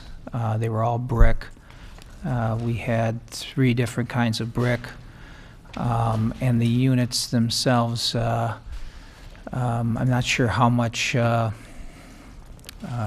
guarantees the developer had with how these units were, what percentage were mixed. I'm sure there was, I know in fact that there was a guarantee that only, again, a number of 30% or something might have been in the realm of possibility of again, side load, front load. We couldn't put 2 units of the same together. We couldn't put 2 units of the same side by side. And then the market and I guess as the buyers came in, and I had constant involvement with that project through the building process. Random luck, if we want to suggest we're voting on random luck at all, but that seemed to take care of it. I didn't see anything out there that required upfront speculation and scrutiny that would cause the developer not to come in and market a development like this with his hands tied in understanding what could happen, what might happen, and trying to dictate what should happen. These building types also have a scale, massing, that is the overall design concept, if you will, but the thing that generally produces a successful project as somebody might travel through it and not feel like he's in a townhome project, but feel like he's in a residential, high-end residential development. I think the variety of materials, the roof lines, the massing, the repetition of gables, the windows to solid voids, I think it all meets our guidelines. And I think beyond that, we almost have to rely on the developer and qualified architect designers and to understand that it's their money in the game. They need to make sure it's going to be everything that they are presenting here. I think we can scrutinize the what ifs and never cover what really might happen. And I think what might happen is just random human behavior that's going to produce a nice development.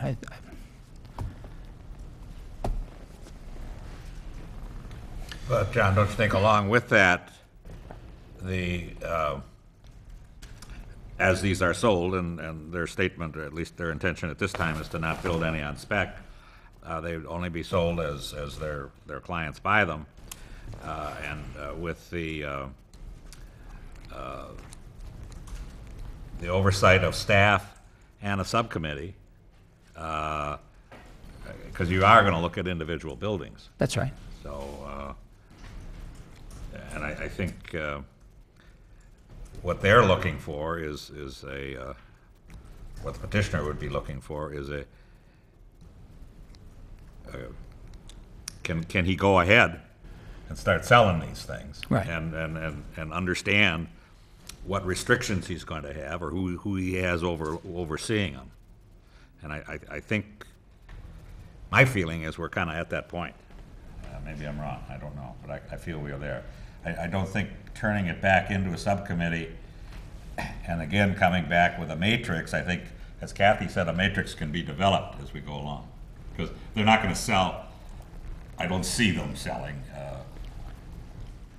10 lots. Sure, they love to do it 10 lots at a time or anything like that. But the matrix needs to be developed based on what our input is on what combinations we think are correct, what massing we think is good.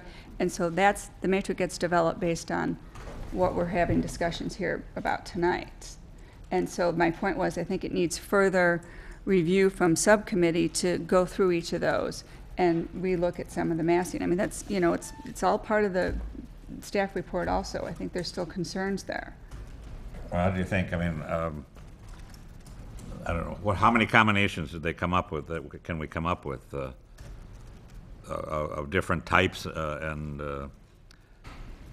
I mean, you're probably looking at 20, 25 things, and I don't know if the board can absorb that in a meeting and come up with a decision on it. Well, we can't, and I agree with what you're saying, Steuart, is that they need to come on board and starting very soon produce their marketing campaign and start to sell units.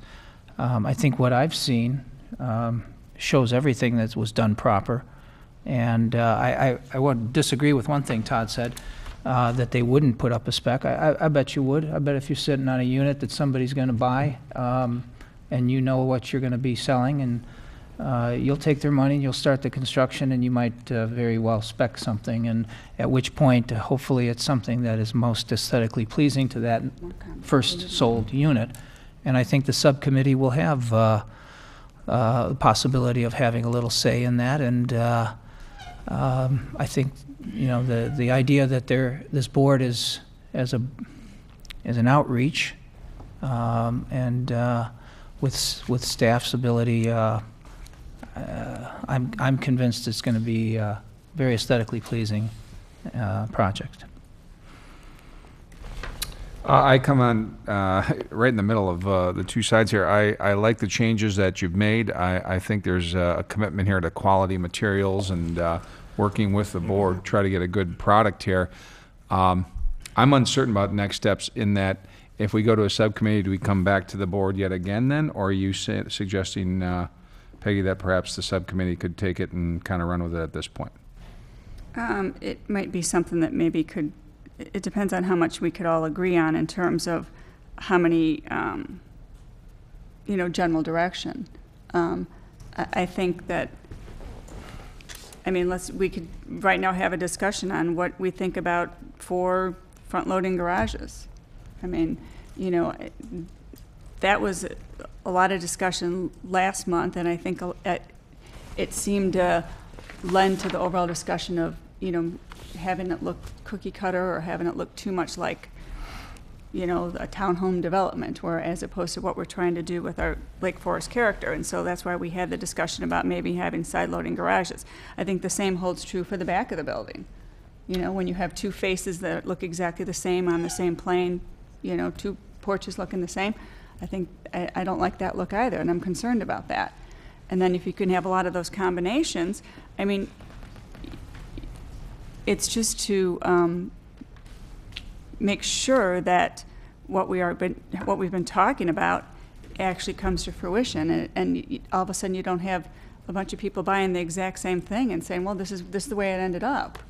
I mean, there has to be variety, and that's only going to happen if we dictate it and allow the matrix to be created, you know, by staff. I'm sure they can help work on that, but those possibilities can exist.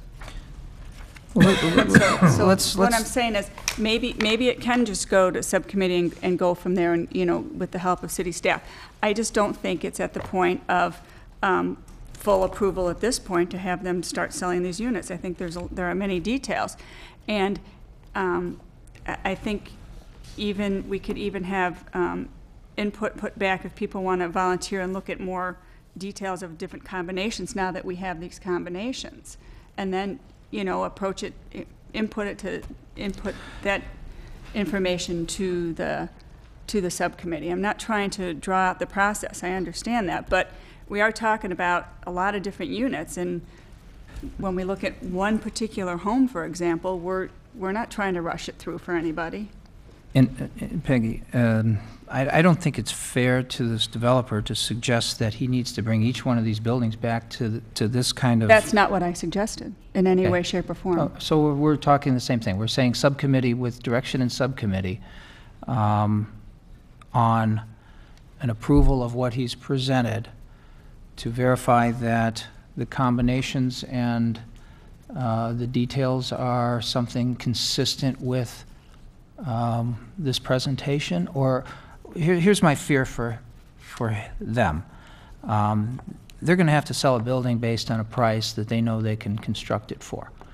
And if that becomes an open-ended opportunity for either the board or subcommittee to reestablish their pricing based on I don't know what, but that puts them in a pretty big bind. Also on this garage front load side load thing that we're all kind of worried about, I'm looking at a site plan where if I turned into this development and that first unit across from the entry, almost straight ahead, had a side load garage, that garage is in my face. And a similar one on what looks like lot 26, if I turned in here, was making a right-hand turn, I'd be looking at the front of a garage. So there's an opportunity where a front load would be a preference, I think, to a side load, and that probably occurs half a dozen or more different places in the property. So I'd be more concerned not what the elevation looks like, but what how the procession through the property reveals a garage door.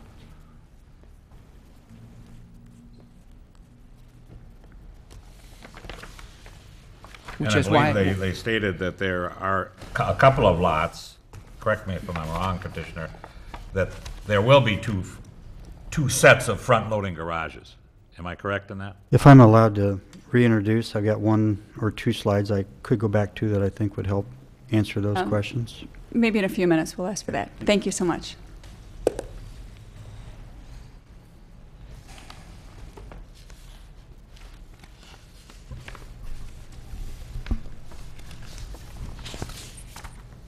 Would you like some Yes, please, Kathy. suggestion?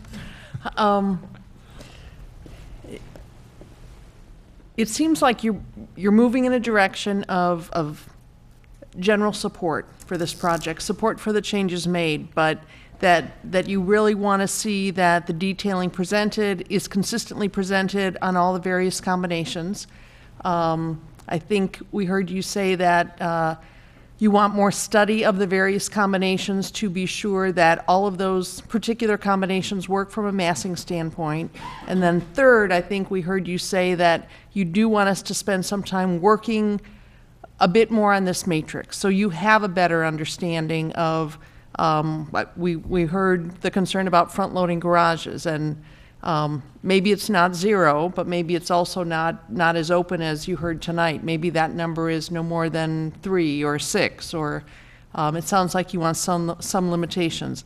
I'm not sure tonight with your agenda that you're going to be able to resolve all those issues. So listening to your discussion, I think it probably would be most efficient if we met again with the subcommittee and the petitioners, worked through these issues, and brought this back, and it really would be brought back to the board for really an abbreviated review and really a final sign-off on the combinations, assurance that the detailing is there on all the units, and a detailed matrix. Fair summary. Thank you. So you're suggesting a continuance on this petition? as Based it's- on your conversation, I'm not sure that, with all the comments I've heard, that you can actually get to a final approval. We That's- do yeah. still need to take this project through the Plan Commission, and as soon as the petitioners are ready, we can certainly run that concurrently. With your approval, they're not going to be building units tomorrow. There are a number of things we still need to do, so we could certainly be moving that plat amendment through the process as well.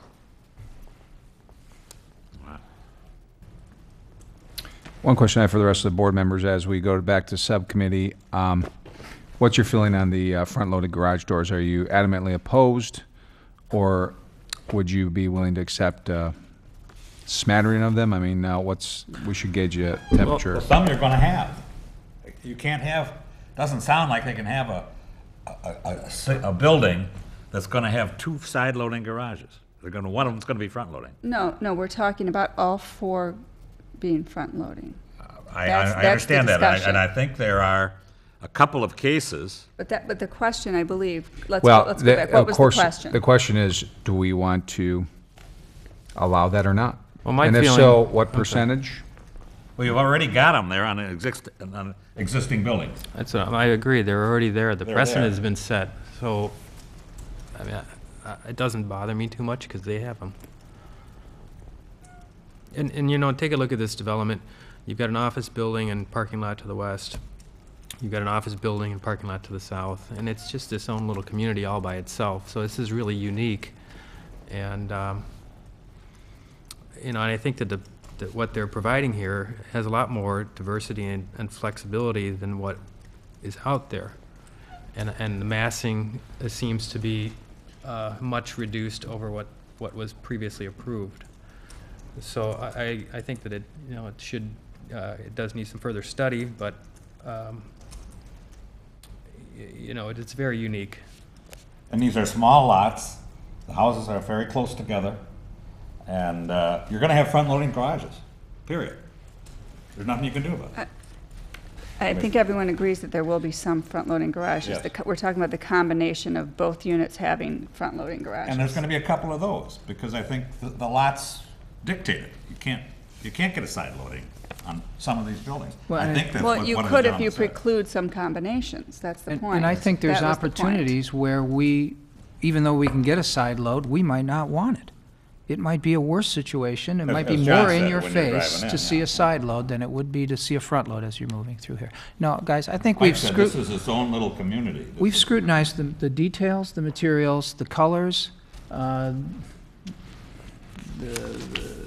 buildings in general, and the combination. I don't know what more we can suggest that we need to get involved in to make sure, you know, that there's an extra trim board put someplace. I mean, we're at every level of design Make a motion to continue it. that we could be at, and I think, you know, with a subcommittee following along, looking over their shoulder, and then possibility of reporting back to this board with progress, if there is an issue that's a red flag in a subcommittee meeting, that maybe that it is a requirement that they go to full board approval if we can't negotiate a building combination that might not be the most aesthetically pleasing. But from a design standpoint, to put hip roofs on this scale of building that has these adjacencies or side by side adjacent is absolutely the right thing to do.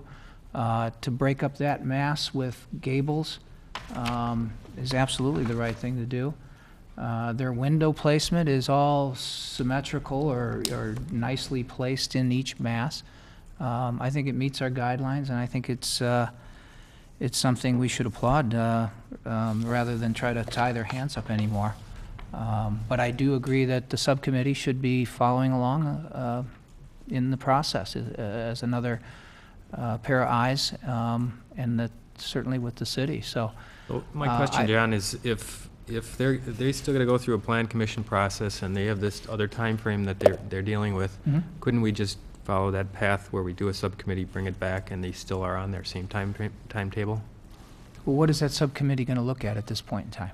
I think with staff, they're going to work on a matrix, as Kathy said, and I think a continuance is in order here. And they're not going to be working on windows and window placement, things that you've already mentioned.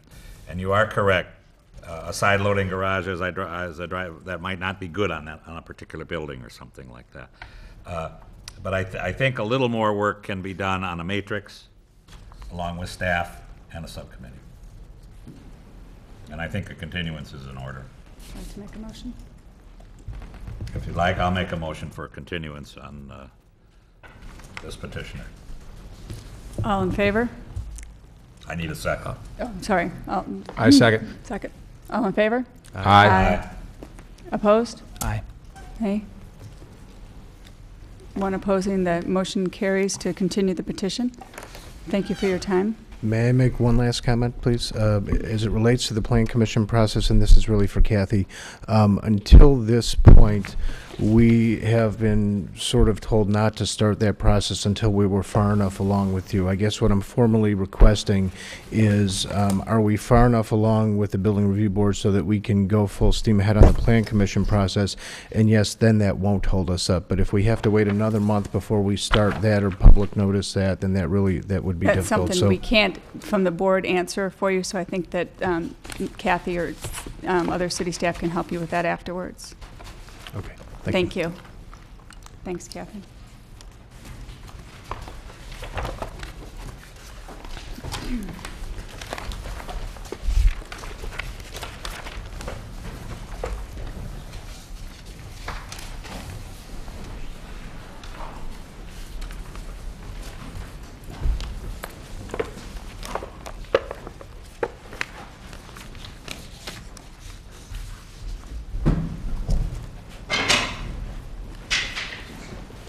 For those of you just joining us this evening, I'd like to just remind everyone that we do have a long agenda, and there is a possibility we may not be able to get to all of the items on our agenda this evening. And in an effort to try to get to every item on our agenda, I would ask that each petitioner please stay within their allotted time for their presentation. Thank you.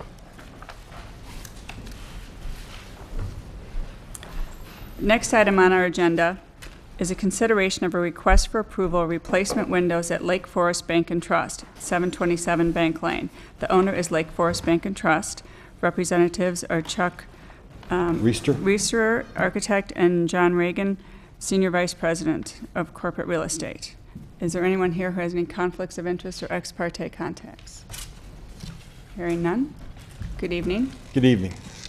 My name is Charles Reister from the firm of Grundon Reister Architects. We are representing the Lake Forest Bank and Trust Company tonight, who would like to place a number of windows at their property at 727 North Bank Lane in Lake Forest. The repair and maintenance program for the windows is required since some of the original windows are subject to different levels of failure. The conditions include, but not limited to, thermal seal failure, cloudy vision panels, sash and frame deterioration, rotted sills, climate infiltration, and some of the windows are no longer operable. The objectives are the following: correct a system failure, protect the integrity of the architecture, enhance the operation of the facility, and introduce a high-quality system will enhance the property. The window and repair maintenance program will incorporate high-quality Marvin aluminum wood-clad windows, which meet the operating criteria and we feel protects the integrity of the architecture. The Marvin is the only manufacturer to use high-quality aluminum cladding as standard as their clad products do. I have recently completed a replacement window project at Jackson Shores Cooperative Apartments in Chicago. The building was designed by the renowned architecture firm of Rapp & Rapp. We worked with Mike Jackson at the Illinois Preservation Agency since the clients wanted the building to be listed on the National Register. Over the years, triple track storm windows were installed, and since the storm windows only operated on the bottom, the top sashes were painted shut. We wanted to restore the windows back to the original classic look and make the windows more durable, energy efficient, and easier to use. We installed over 700 Marvin Ultimate Magnum double hung aluminum clad windows with custom casings. We also recently completed a project for their sister facility at the Hinsdale Bank and Trust using the same Marvin aluminum clad windows. I'll be happy to answer any of your questions. Thank you. This time we'll ask city staff to please present their report. Thank you, Chairman. This petition is another unique project before the Building Review Board. This building was approved by the board back in the 1990s. The project included wood windows as part of that approval. So this request to change the material of the windows is before the board for consideration. Looking at the information that was submitted by the petitioner and is included in your packets, staff really gained a level of comfort with the proposed window that's before you this evening. A sample was provided showing the profile of the window. There's a slight difference between the aluminum clad and the wood, but the window does have a number of details that does replicate a wood window. Since this is a newer building, it is not located in the historic district, and the proposed materials are of a high quality design and style. Staff does support this request.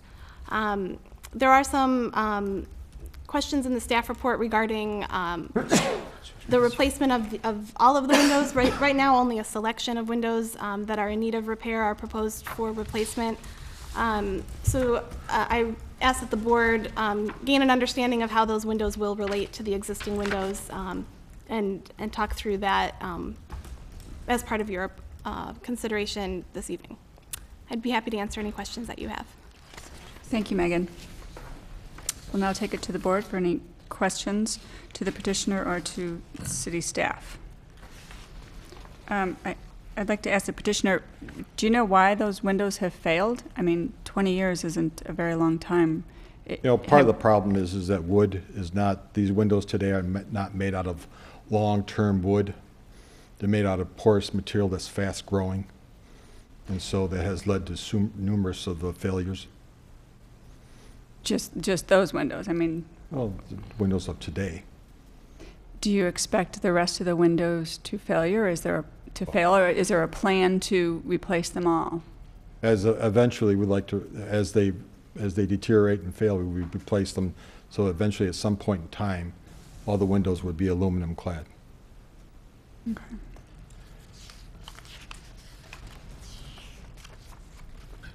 You're replacing 11 windows, is what my documentation states. Are these both first and second floor? I walked around the building, and I could see, a lot of paint peeling. I didn't see any rotten sills, but I may have missed them, at least, from ground level. Are they all at ground level, or are some at second floor level? There are numerous first level, second level, third level. I think it's in the board packet. Okay, all right, okay.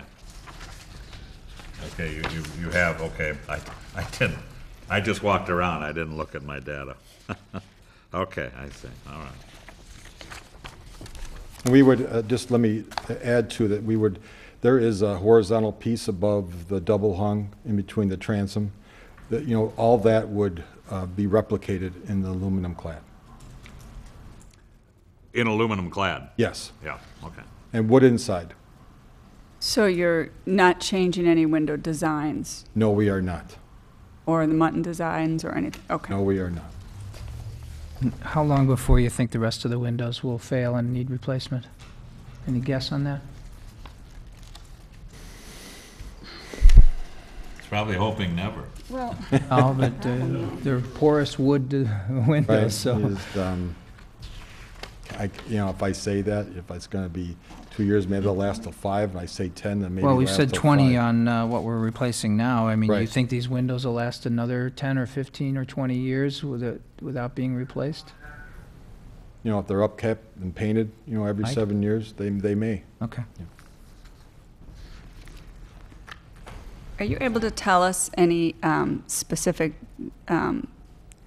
like trim details that are different from the existing windows? These look like they have sharper edges on them. Yeah, with the aluminum clad, there is a slight quarter round on wood windows that can't be duplicated. Right. But the width is the same.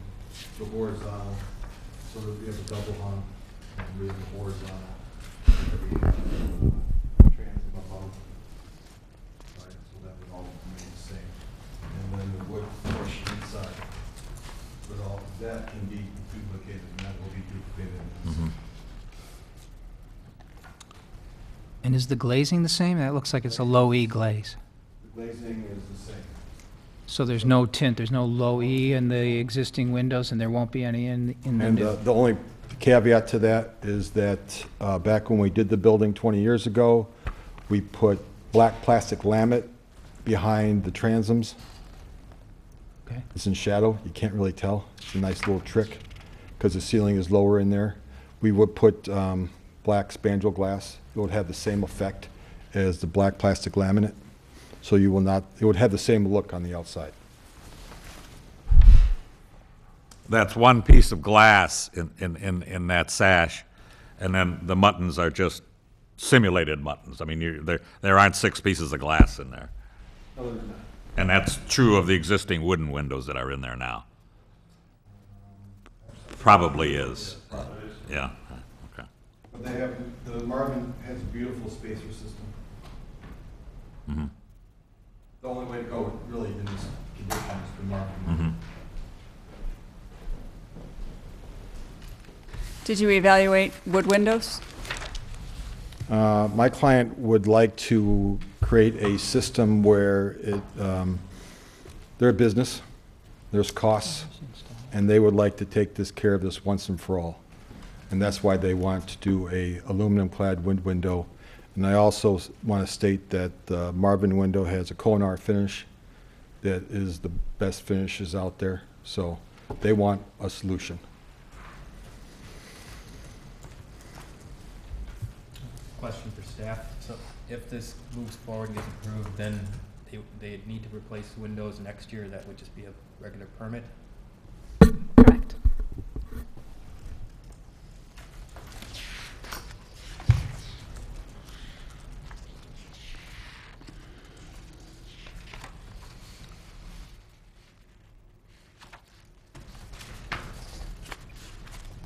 questions?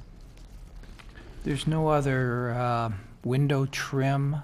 Usually there's a brick molding with the There's wood a brick window. mold out there. So That would be there's a- duplicated, yes. That's wood, or is that going to be? No, it's going to be aluminum. The whole exterior would be aluminum. And is that part of then your window frame, or is that a separate piece altogether? It's part of the window frame. So We the are window not, frame has a brick mold around the outside? right. Okay.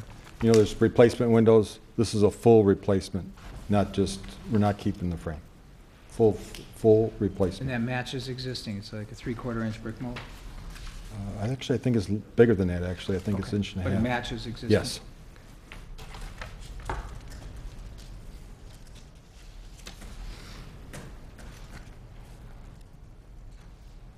Staff, you're recommending that the bank said they'd be willing to install one window, and with a subcommittee, take a look at it, or anybody on the board who wanted to go by and look at it. Is that what you're recommending? In conversations with the petitioner, they did offer to install one so that the board could get a comfort level with the window, the type of window. They did have a mock-up, I believe, installed of the proposed windows. A picture is included in your packets.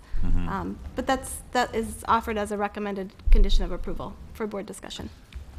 I would hate to have the committee not like it. They're stuck with one window. We offered that up, but we would hope that we could just move forward and install the lower. I have empathy for the, I have wooden windows, and I have empathy for the bank. And just looking at them, I think they've done a normal maintenance on them and painted them. I'm amazed they've not lasted very long. I'm not sure when they were put in, but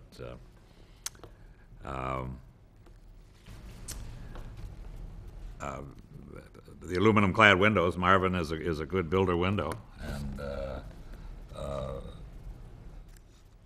is, it's on equality with all the other top-name windows.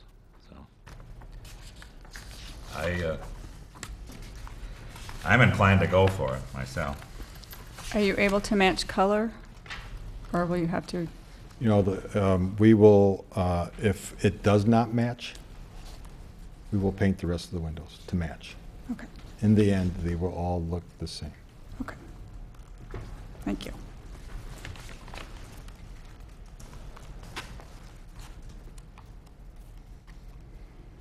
Any further questions? Okay, thank you. At this time, we allow for the public to comment. Is there anyone here from the public who wishes to comment regarding this petition? Hearing none. Does the petitioner have any final comments? No, we do not. Thank you. Thank you. Okay. Any final questions from the board? Then we can take it to board discussion. I guess one more final question on the hardware behind there. What I'm looking at here is white. Is that what's out there currently? Is there brass or something out there? Do you remember, John? Ah. It will match. It'll match the interior hardware? The Yeah. interior hardware will match. Yes, Yeah. they'll match. It'll match the existing, Yes. whatever that is. Okay. Sorry. Well, this one looks like white, but, Looks like there's white inside. okay. This one The looks an- like the it. correct answer is to match existing, right? Okay. That's the game plan. It's hard to tell. Thank you. Okay, now we are at board discussion. Any comments? John, what is your experience with aluminum-clad windows? I know a lot of the single-family homes that we approve, and very expensive homes, Yeah. are very using them in today's world. Well, especially the Marvin windows. I'm very Right, positive, right. very positive experience. My feeling is the differences, I think in staff report, they comment that some of the lines are a little bit sharper and so forth. I question whether that would even be noticeable, even on the ground level windows walking by. I'm curious as to why they were wood in the first place, but I'm sure What is what? why the existing windows were done in wood. I mean, they certainly had aluminum-clad windows back then, but... I know, the board at that time, apparently, according to a staff report, recommended that in the late 1900s.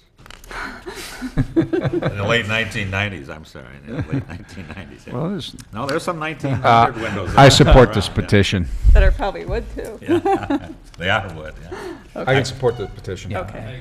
I can too. Yeah. Do I hear a motion regarding this petition? I'll move that we accept the recommendations and allow the Lake Forest Bank and Trust to replace 11 of the windows on first and second floors with the Marvin aluminum windows. Second. Further discussion, are we asking them to subsequently replace all of them in a time frame or not? They don't have a time frame. I wasn't going to put that in my motion, no. Okay. I think they will replace them as they need them. I mean, obviously these aren't cheap, and so they'll try to get the life that they can out of their existing windows. But if they leak or the windows lose their seal, they'll replace them. Okay, thank you. So we have a motion and a second. All in favor? Aye. Opposed? None. Motion carries. Thank you so much.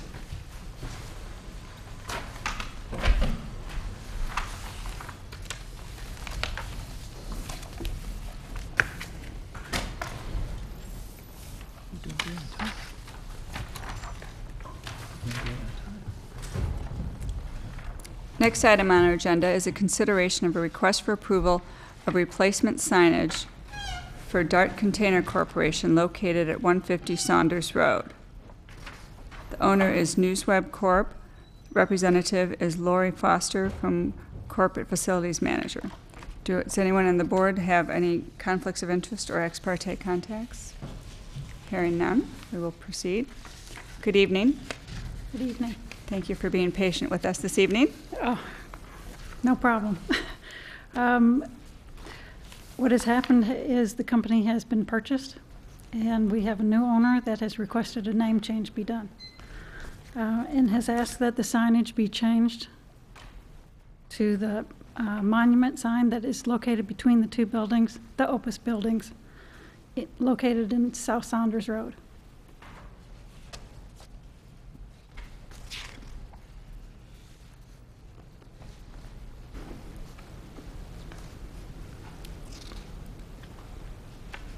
So currently the sign that's up there indicates that it was Solo Cup Company, and Dart Container Corporation has purchased the company and is requesting the signage to be changed.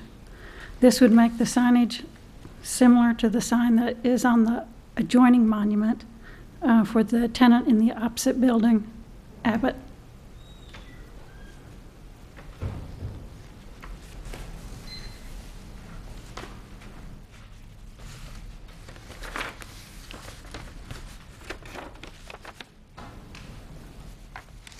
Do you have any other questions? Thank you. Would city staff please present their report? Thank you, Chairman. Just a couple quick comments about some history with approvals in this area. A couple years ago, the Building Review Board considered design guidelines for the Conway Office Park just north of 60. At that time, we did have conversations with this particular development south of Route 60 to see if they wanted to be included in those discussions to allow corporate images to be, or corporate graphics to be permitted outright in those in that development. At that time, they opted out of those discussions and decided that as each sign was evaluated, it would be looked at in the context of the sign ordinance, which does restrict the use of corporate graphics, but does offer the ability for the Building Review Board to consider that type of request. The sign adjacent to this monument sign was approved by the board. It does have a graphic on it. The board talked about the size of it, the lettering, the letter height, And that sign is installed per the board's discussion.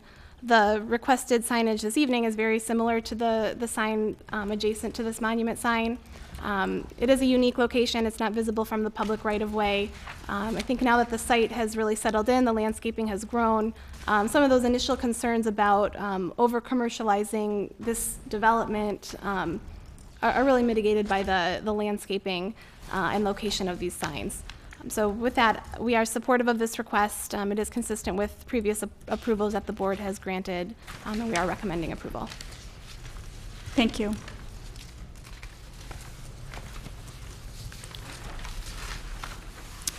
Now take it to the board for any questions. Yeah, I have a question for staff. We did the Abbott one, and Abbott has their A logo on there. How tall and wide, do we have the dimensions on that? Because I believe this Solo Cup was put up without a permit.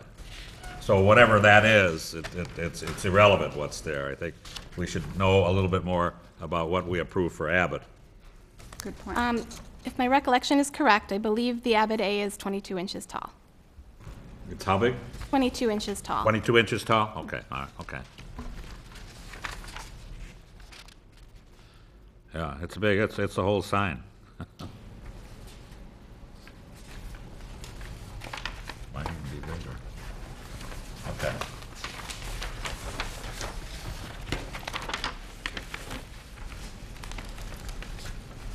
Question for staff, are you suggesting that the oval around the word DART represents the graphic that we should concern ourselves with, that does not meet the sign ordinance? Correct. Okay.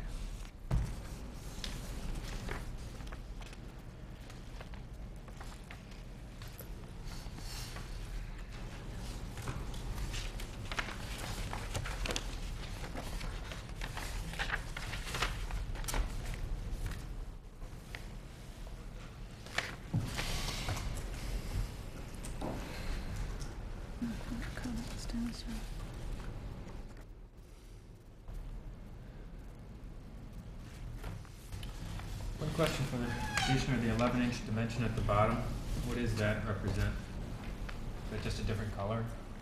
That's the lighting that's below the sign. Oh, okay. I'm sorry, could you say that again? That's the lighting, the light box that's below the sign. Oh, I'm sorry. Okay, thank you. Mhm.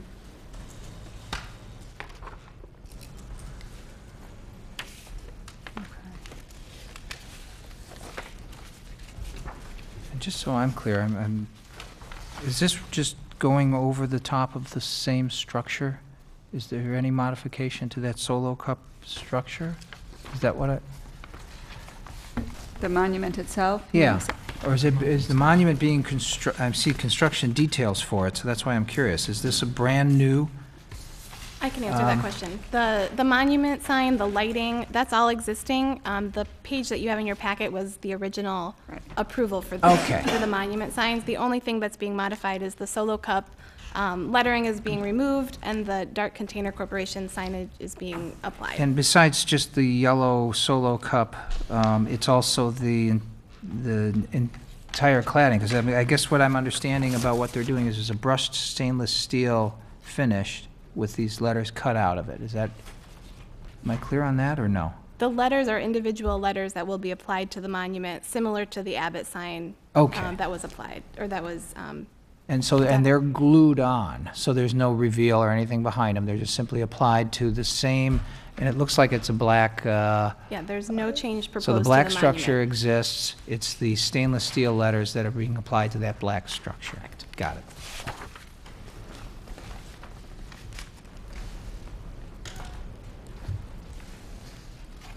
Good. Any further questions? Hearing none. Okay. Is there anyone from the public who wishes to comment regarding this petition?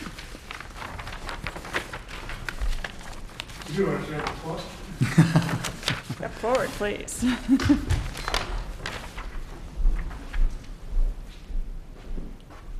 My name is Ted Notes, and I'm a casual observer for this petition. They brought up that the lighting was in place, and it looks like it was set up to light the Solo logo. Will it be adjusted to highlight the rest of the new wider logo?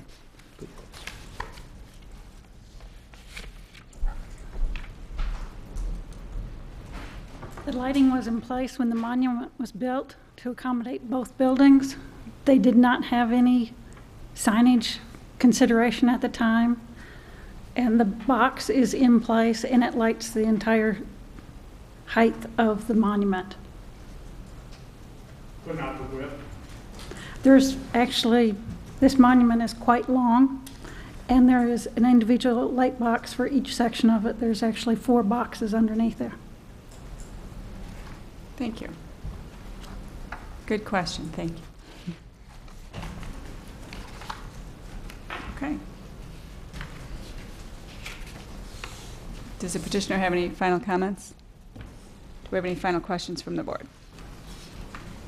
Take it to board discussion. Any issues? No issues. I think it's consistent with the other sign, and I'm supporting it. Yeah, I think we had, when we had the Abbott's one come before us, there was a lot of discussion, and I think it was based on where it is and recognition and that type of environment. I think it was widely accepted. Yes, it is back in from 60. It's not an advertising sign. I think it points out this building is Abbott and this building will be Dart. And each one of them has an address on it. So I can support the, it's quite similar to what we talked about at Abbott, and I can support it. Okay. Looks good to me. You know. Make a motion that we approve the sign as presented. Second? All in favor? Aye. Opposed? Hearing none, motion carries. Congratulations, thank you very much. Thank you very much.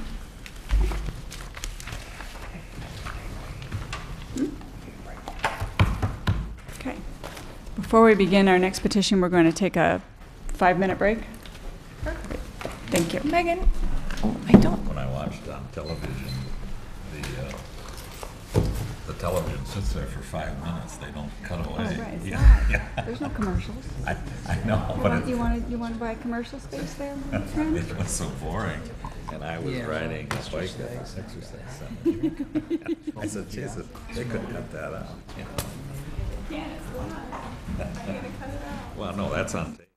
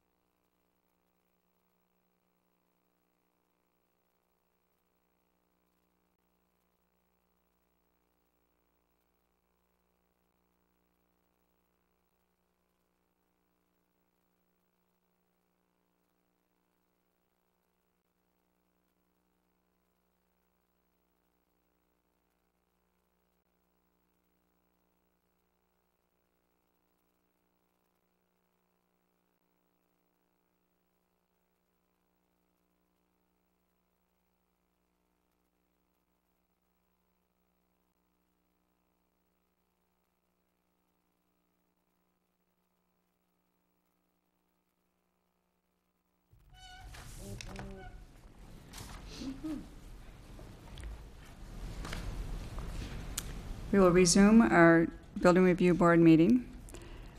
The next item on our petition is a consideration of a request for approval of a building scale variance to allow an addition to the existing residence at 1251 Wynwood Drive. The owners are Rowan and Annette Carroll. Architect is Jonathan Clair.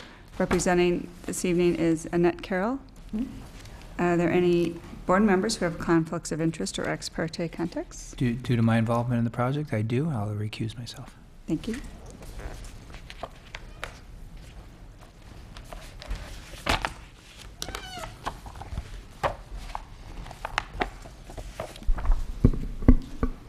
Good evening. You may begin. Good evening. Thank you. Thank you for hearing our request. I'll just start here with the photo. This is a photo of our home. It was originally a coach house that was built as part of the estates. It's been added to it a couple of times prior to when we purchased the home. So it's a bit of unusual kind of structure in the home. It's over bulk. Primarily probably 50% or more of the bulk overage comes from non-living space. This portion of the house here is an indoor swimming pool that was built before we acquired it, which is taking up a lot of the bulk. And then there's a big, large, formal, basically the old original coach house, which is one big room, which is kind of a big, formal living room, dining room. We are in need of creating a better space for our daughter, for basically kind of a hanging out room. When we bought the home, we had no children and didn't think we would have children, but we've adopted an older daughter. So now we have a teenager, and there's no teenager hangout room. So that's kind of our need here. The house also, basically the idea is, you can see here there's a flat roof that goes off of a small bonus room that's upstairs. And our idea is really just to enclose that, keeping with the structure of the house in a very simple and kind of modest way, so that we can have a bigger space there. It's very shielded.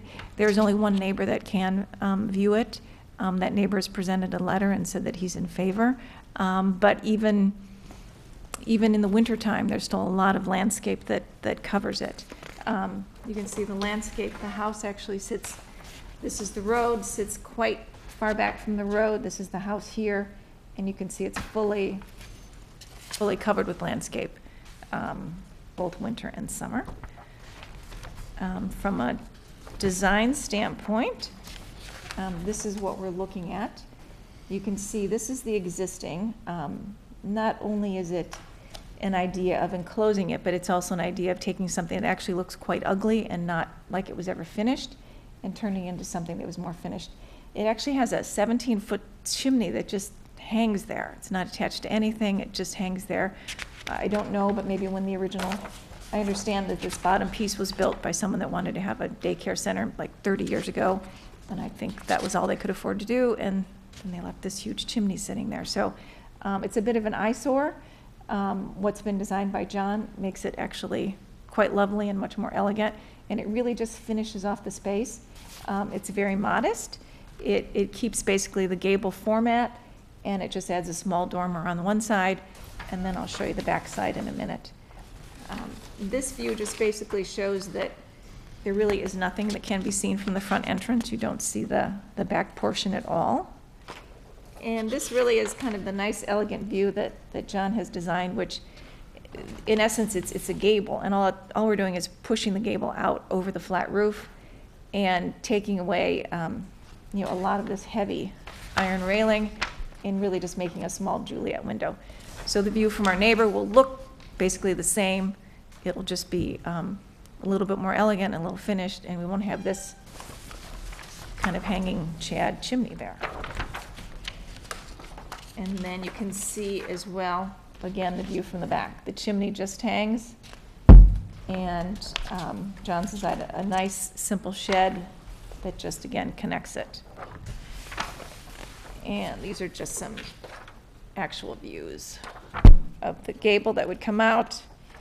And this shows quite nicely just kind of this hanging chimney, and just, it's a flat roof. It has lots of other issues in terms of leakage and snow and all of those types of things. So again, the house has no basement, so we're very limited in storage, we're very limited in playroom, and this would provide really both of what we need. So that's our request. I can show again a little bit more you can see how much, oops, can't see very well, but there's just a lot of tree coverage here. This is the bottom view, is the view that the neighbor sees, and this is even in the wintertime when there are actually no leaves at all, but it gets actually almost totally covered in the summertime. And from the street, it's not visible at all. This is the house. Again, it sits way back, and then this is the side, and it's not visible.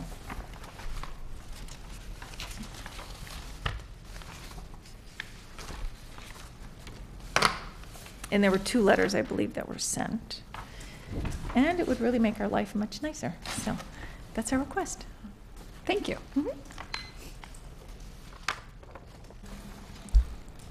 Would city staff please present their report? Thank you, Chairman. This request is for approval of a small addition above an existing first floor space, as was described by the petitioner. The request does require a building scale variance. The existing house is significantly over what's permitted by code, which is surprising because the design of the home really does minimize the appearance of mass. It's not an imposing structure on this lot. There is a significant setback, and which is a unique feature that does speak to the criteria for granting a building scale variance. Some of the unique aspects of the setback, the size of the properties in this area, the fact that the proposed addition is not visible from the street or from the approach to the house, and there's no change in footprint.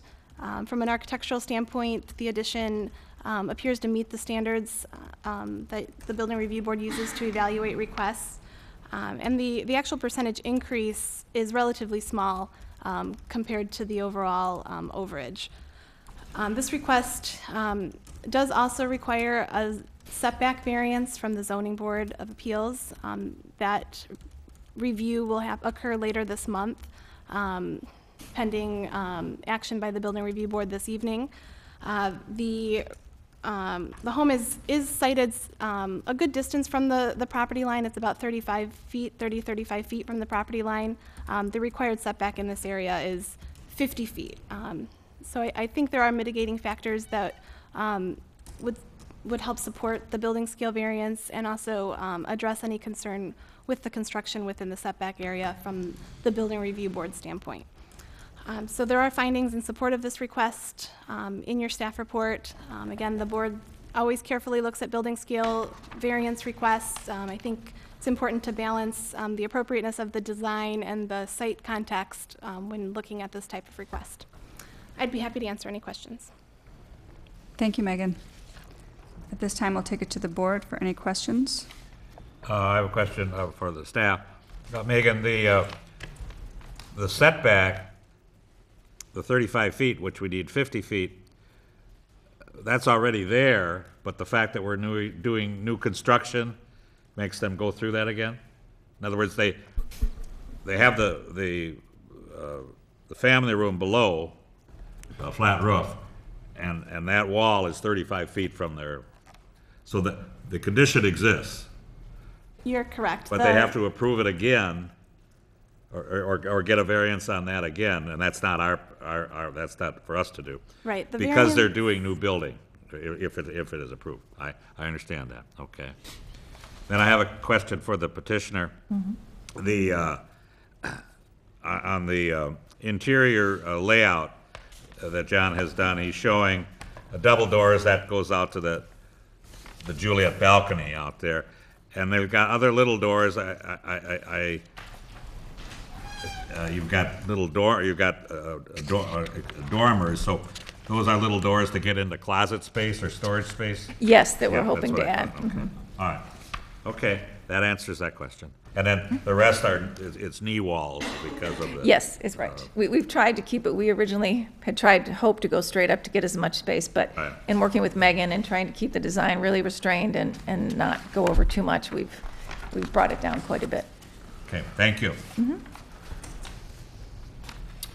You say the chimney just hangs out. Is it not functioning on the bottom floor, or? It does function, just architecturally, it's not connected to anything. I sometimes am not surprised it hasn't been blown over. Okay, I didn't, I thought maybe you just take it down, but since Oh, it yeah, is it function in the functions. first, okay, thank you. Yes. Mhm.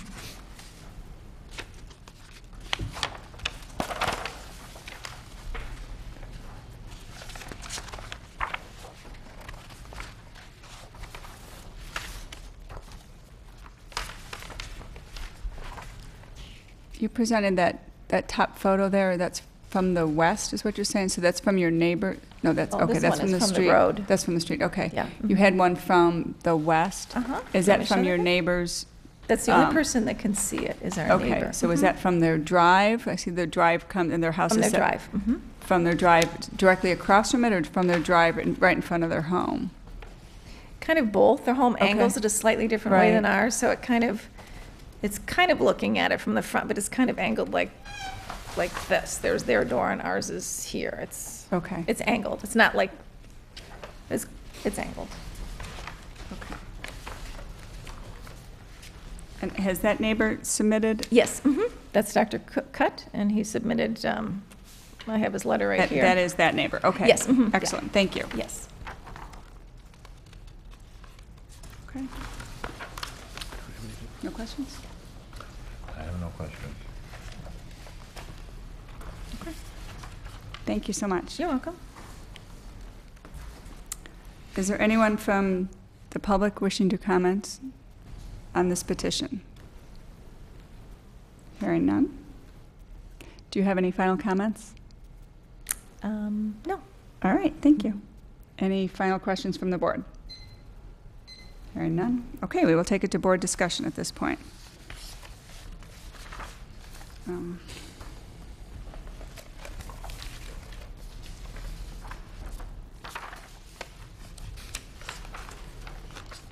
We're talking about a variance on bulk. It seems to meet the requirements to allow a variance, and I think that the streetscape clearly shows that it wouldn't be an issue. Yeah, and I think correct me if I'm wrong, staff, that on the bulk, they take into account the pool area, the indoor pool area, that's calculated in the bulk? Yeah, okay, and so I was in the house, and I feel that it is a modest addition. We're not supposed to talk percentages and get into those traps, but it's a small thing. It is entirely not visible from the front. Even the neighbor to the west can't see it with the vegetation, and I don't think it's. I think it. I am in support of it. Thank you. I agree. The addition actually, I think, improves the appearance of the house. The flat roof with the floating chimney is not really that attractive element, and I think this is a nice, understated increase in the size, and I support it. I agree, it's a modest addition. There's no impacts to the trees and vegetation. It's not visible from the street. It's well screened. And I can support this. Okay. All right, would anyone care to make a motion regarding this petition? Sure, I make a motion that we grant the variance to of 170 square feet, which will bring the unit, which will bring the entire house up to 24%, 24.7%. This is a modest addition. The house as it exists, so I move that we grant that variance and allow the addition to be built as proposed in the submitted drawings. I'll second that. All in favor? Aye. Aye. Opposed? Hearing none. Motion passes. Congratulations. Thank you. Come visit us. Thank you very much. Well done.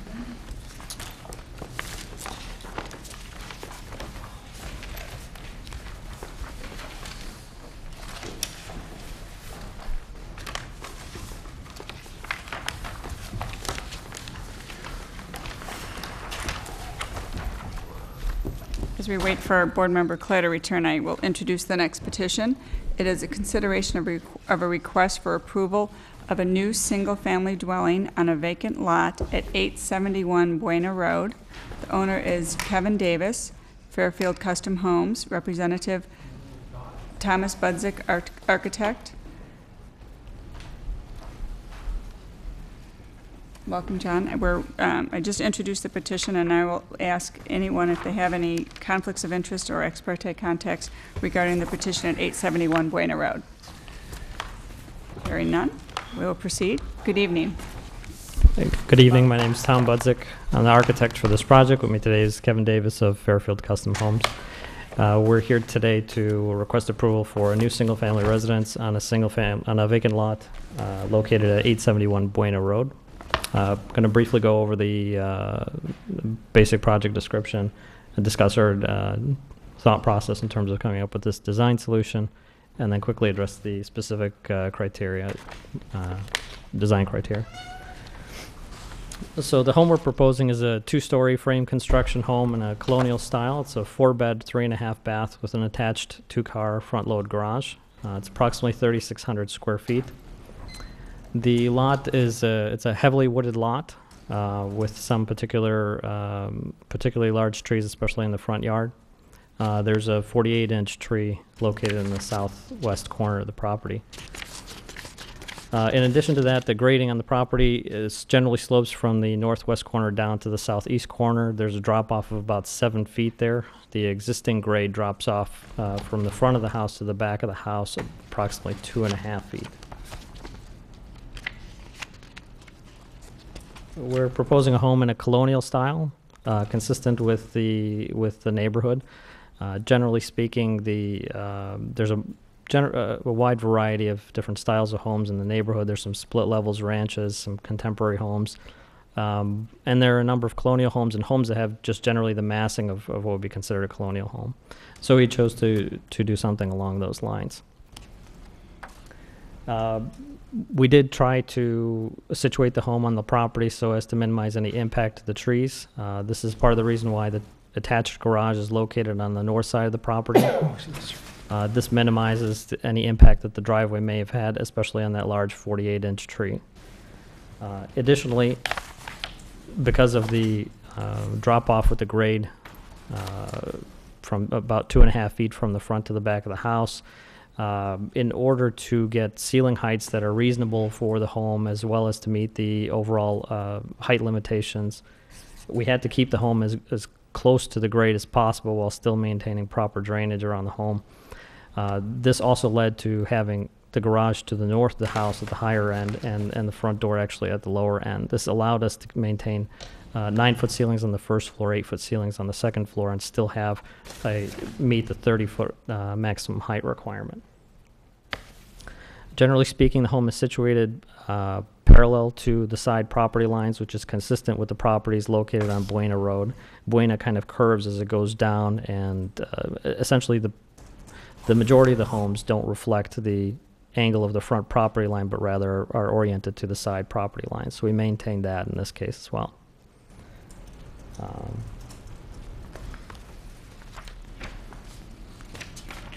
We did investigate some alternative concepts.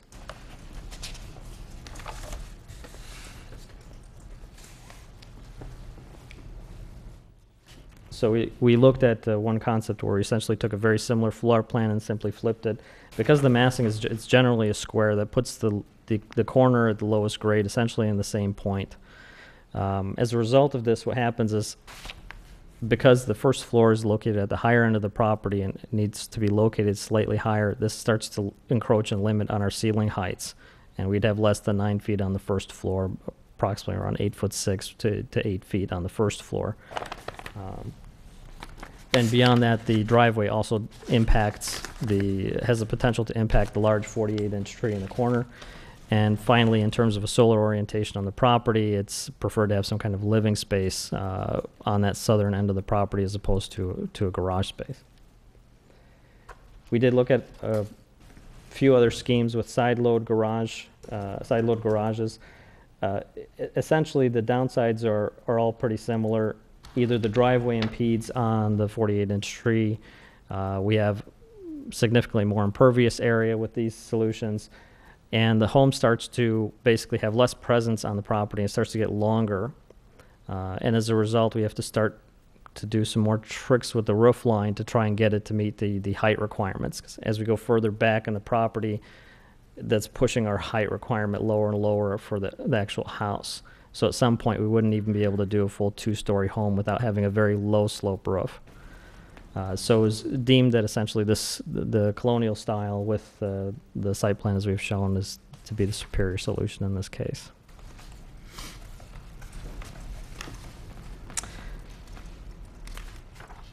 With regards to the specific requirements of the design criteria,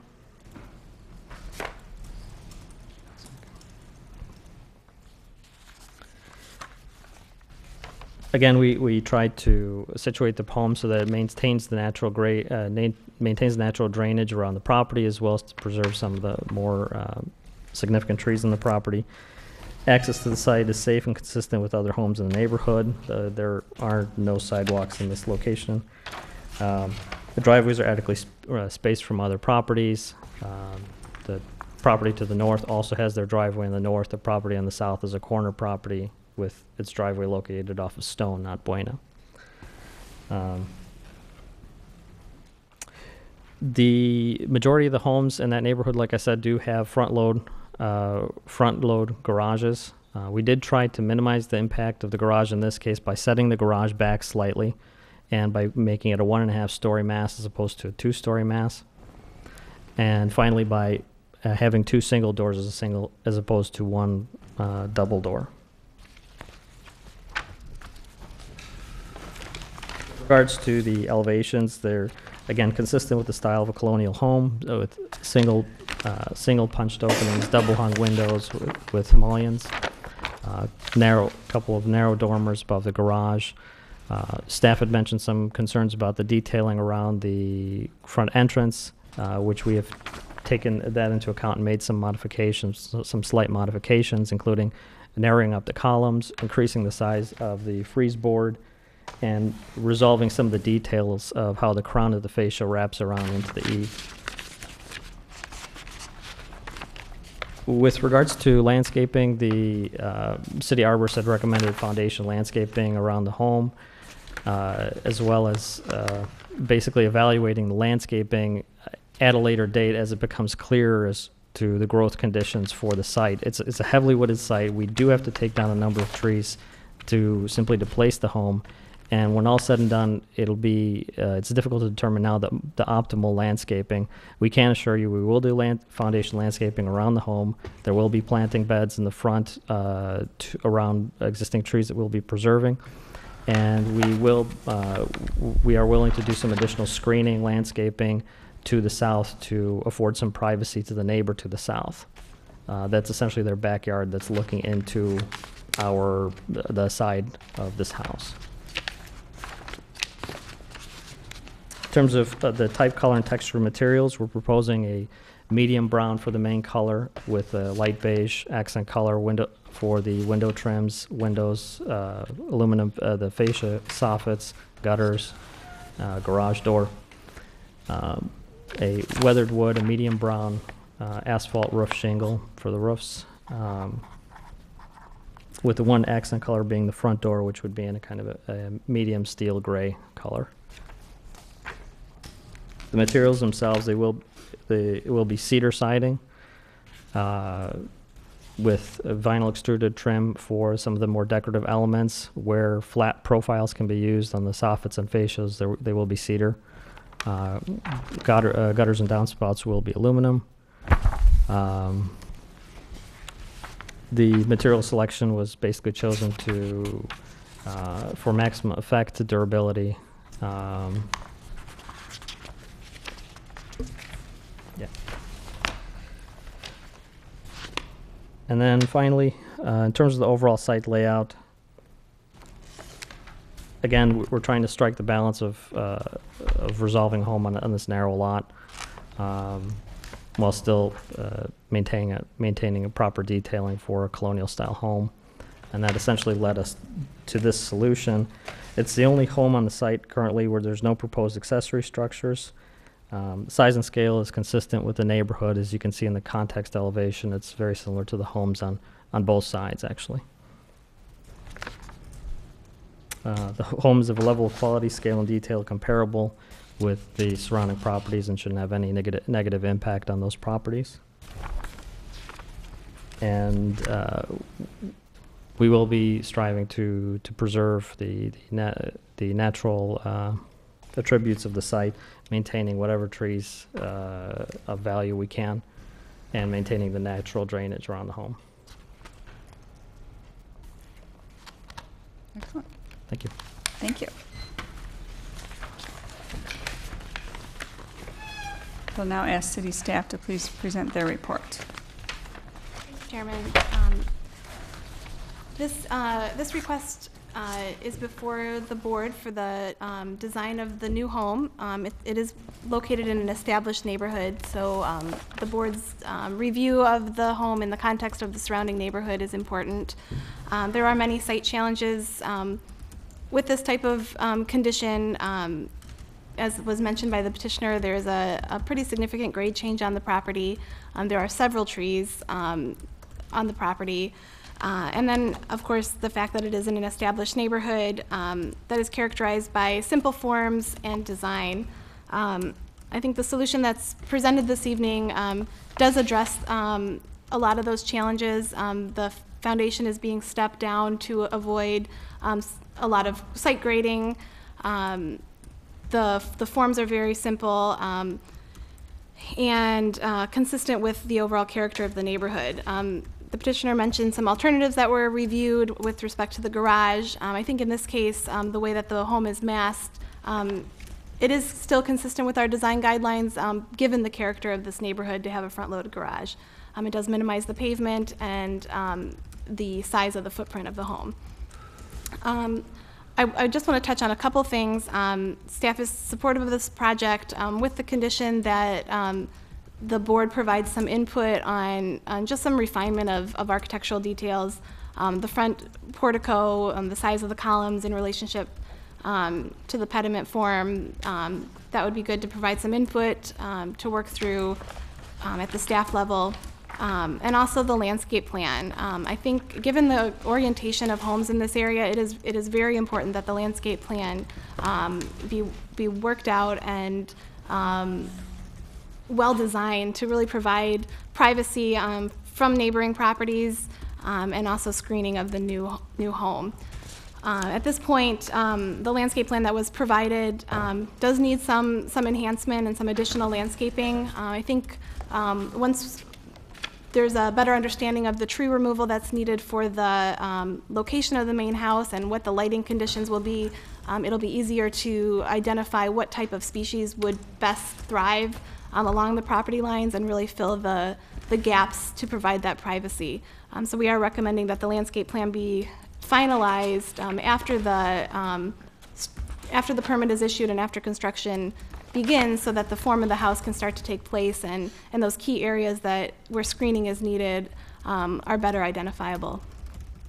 I know that a letter was submitted to the board regarding this request. I do believe there's people from the public here to speak this evening, but I'd be happy to answer any questions that you may have from the staff level.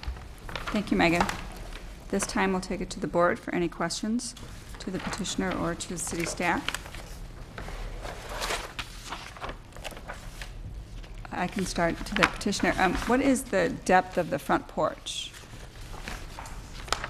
The front door is set back 2 feet, and then the roof overhang actually overhangs 3 feet. The roof overhangs 3 feet? Yeah. Okay, thank you. And on that front porch, you say there's 12-inch, I'm assuming, diameter round columns. But can you answer this question? Is that graphically represented correctly, that those are 12 inches? Because they look a lot thinner than that. Yes, I do apologize. It's a typo. We reduced that down to 8 inches. So they're drawn at 8? They are drawn at 8, yes. Do you intend on putting 12-inch? No, we intend on putting 8-inch. We intend on matching what we have visually shown, so they will be 8-inch. Are you open to the idea of putting a larger diameter column on there? Absolutely. We originally had 12, and we thought that the 8 might be more consistent with the style, but if you feel that 12 is better, it's...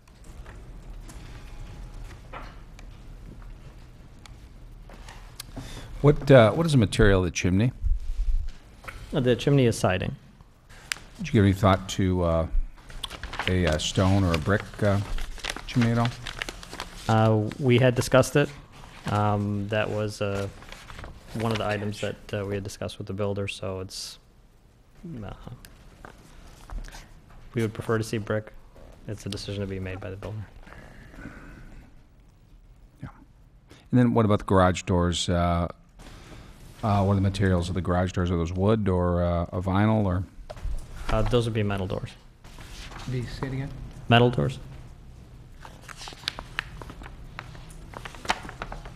Thank you. With the western exposure, we'd prefer not to have any wood doors on the front facade.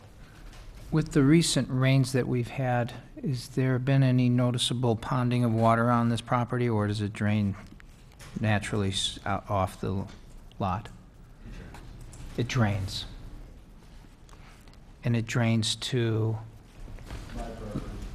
Say it again? My property. And mine. Saw that one coming. Hang on.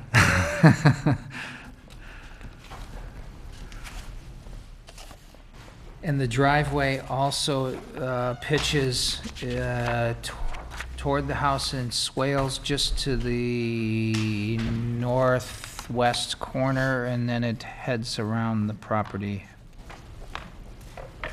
That's what I'm seeing here. That's correct. Okay.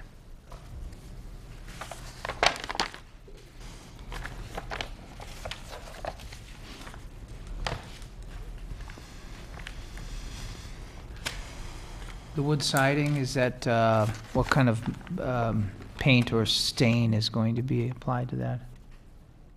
Is that opaque? Is that transparent? It'll be opaque, yes. So it's a paint? Yes. And you don't have any of the exact brown color samples with you that you might be applying? We only have a representative sample. It's not... Okay.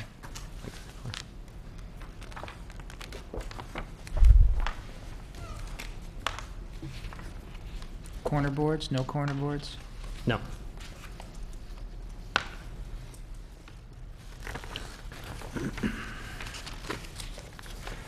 Yeah, I'm curious, considering we're gonna hear from neighbors about water, the concrete driveway, the concrete walk. Would you be interested, in using a material that was more impervious, a gravel, pavers, something that could take a little of the water runoff? I guess my comment would be if you do anything else in several neighborhoods, we've seen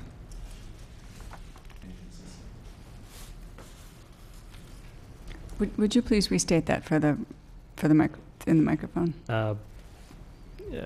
Kevin had said that... Are you the homeowner? Would you like to step up and answer that question? Currently, we're looking at a concrete driveway proposed. The question is, would you be interested in doing something that can be a little bit more... Yeah, this whole design has come around from the design guidelines of Lake Forest. And my only comment is it seems odd that we would have the only pervious driveway in several surrounding neighborhoods. Okay. Would you consider connecting the sump pump and the downspouts to the storm sewer system? I'd prefer that.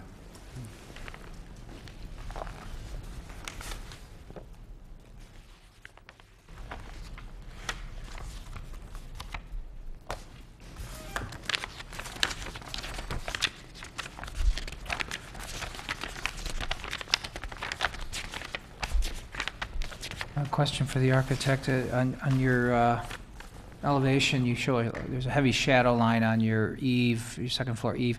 What is the detail there? Is there a crown molding that I'm not seeing? Yes, there's a crown molding, a 6-inch crown molding, and an 8-inch frieze board. And is that true on all the rake overhangs as well? Yes, that's consistent throughout. And there's crown moldings on the windows as well, on the window heads that have Yes, something that's other correct. than a frieze board above them. Mm-hmm.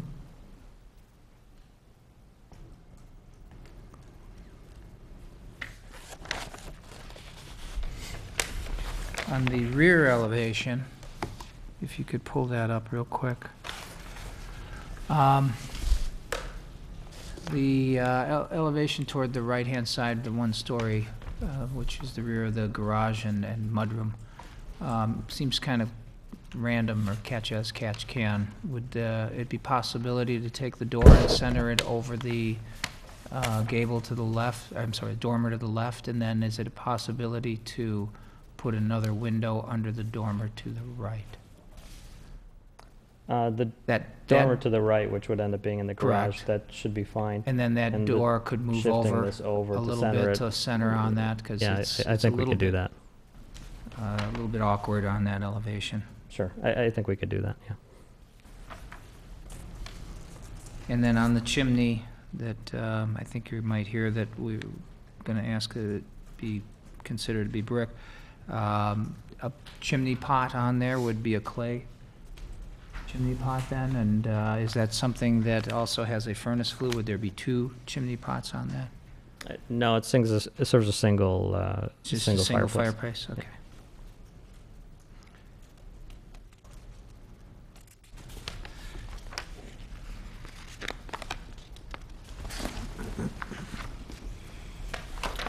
And then if I could look on the south side elevation, that elevation, it's quite a massive two-story wall, and I believe it faces the neighbor to the south, and I don't know what his windows view and what might be able to be done to break some of the scale of that mass up. My knee-jerk reaction would be to take those two deeper windows that are on the right-hand side of that gable and introduce another false gable underneath that to break up that mass. And then maybe even on the windows to the left, doing something there, and maybe introducing a vent. But currently, as I look at that, it is a place where I think scale might be important to the neighbor, maybe not so much to you because you might not see it, but our purview to the board is to try to respect and respond to the neighbors in the context. But if we needed to suggest that scale of that needs to have some facade treatment to break it up, would you be interested in that? Yeah, I think we would be amenable to that, and I think we have the room to be able Those to are all push my back and questions. I have a question on the front elevation context.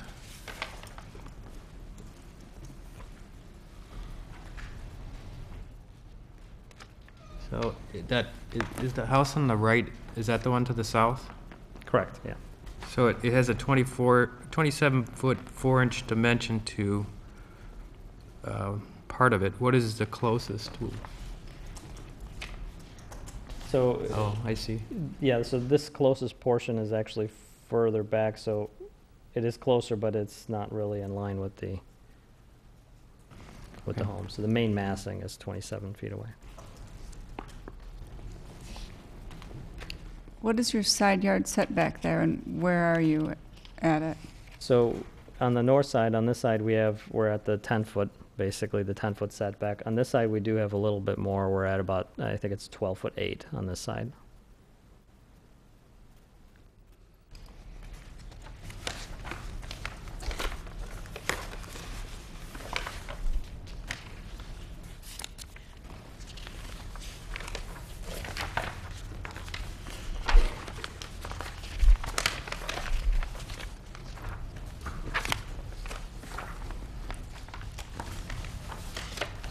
Approximately how many trees are you taking down? I probably count them, but you might know offhand.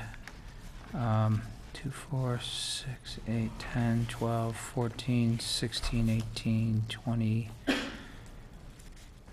Looks like between 20 and maybe 24 trees of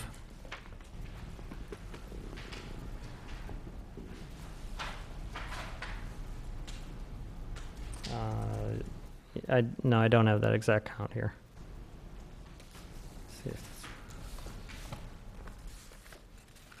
And then are you going to be subject to our tree ordinance? I mean, that's a question for staff on inch-by-inch replacement. I would think that'd be impossible to expect that. So is it the landscape plan and the quality thereof that we're responding to on the tree loss?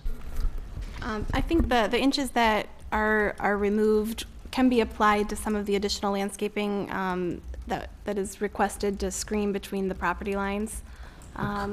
Currently, these are only showing foundation planning around the sidewalk. There's nothing shown supplementing the... So staff's recommendation is to enhance the landscape plan that's shown in your packets this evening to accommodate some of those inches that are removed and also gain some a better landscape plan, more screening.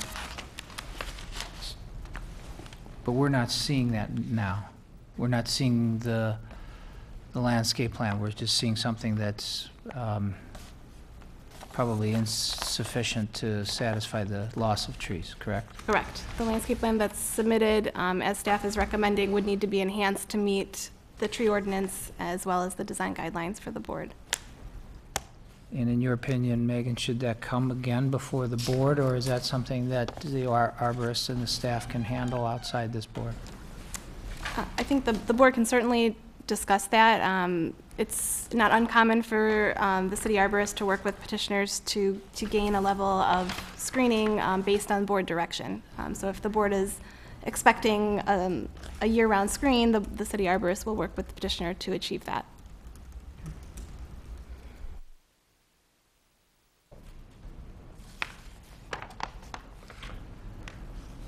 That alternate one, the mirror plan, seems like it would be a little bit more friendly to the neighbor to the south.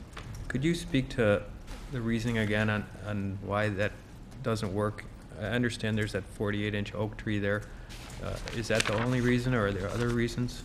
So there's a few reasons. For one, it pushes the entrance further north on the property, which is ever so slightly higher, but it is higher. And with our height limitations, that really does start to impact on our ceiling heights. We are right there. So by pushing the front entrance on that part of the property without having to do some significant regrading in front of the property, we're put in a position where we're starting to limit the ceiling heights on our first floor. That's one point. Another point is the potential impact of the driveway on a large tree. And then finally, the fact that given the southern exposure on the property, we'd prefer to have living space on that side of the property as opposed to a garage.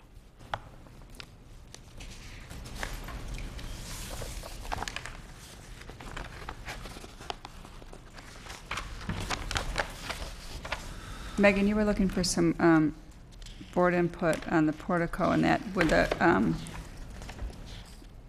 and from what I understand from the petitioner, the front porch columns are supposed to be 8 inches as opposed to the 12, or is that something you're still considering?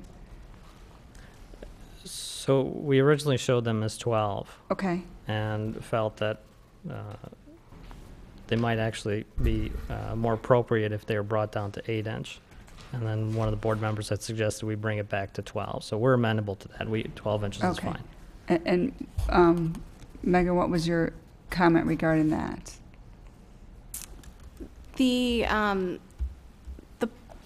portico as proposed in the packet appeared to have the columns appeared slender in relationship to the mass above. Okay. So it was just looking for board input on that element to help refine that piece. Okay. Thank you.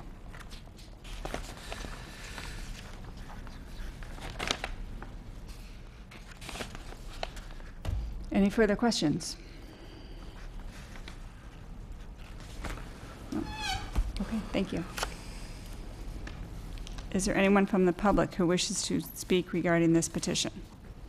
Please step forward, one at a time.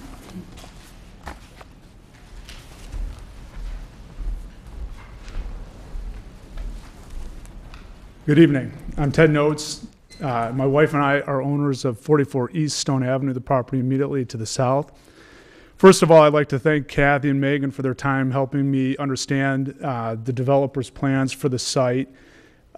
When my wife and I moved into the house in 1998, we always knew that the lot would ultimately be developed, and we would end up looking at a neighbor to the north. And so certainly are mentally prepared that the day has come.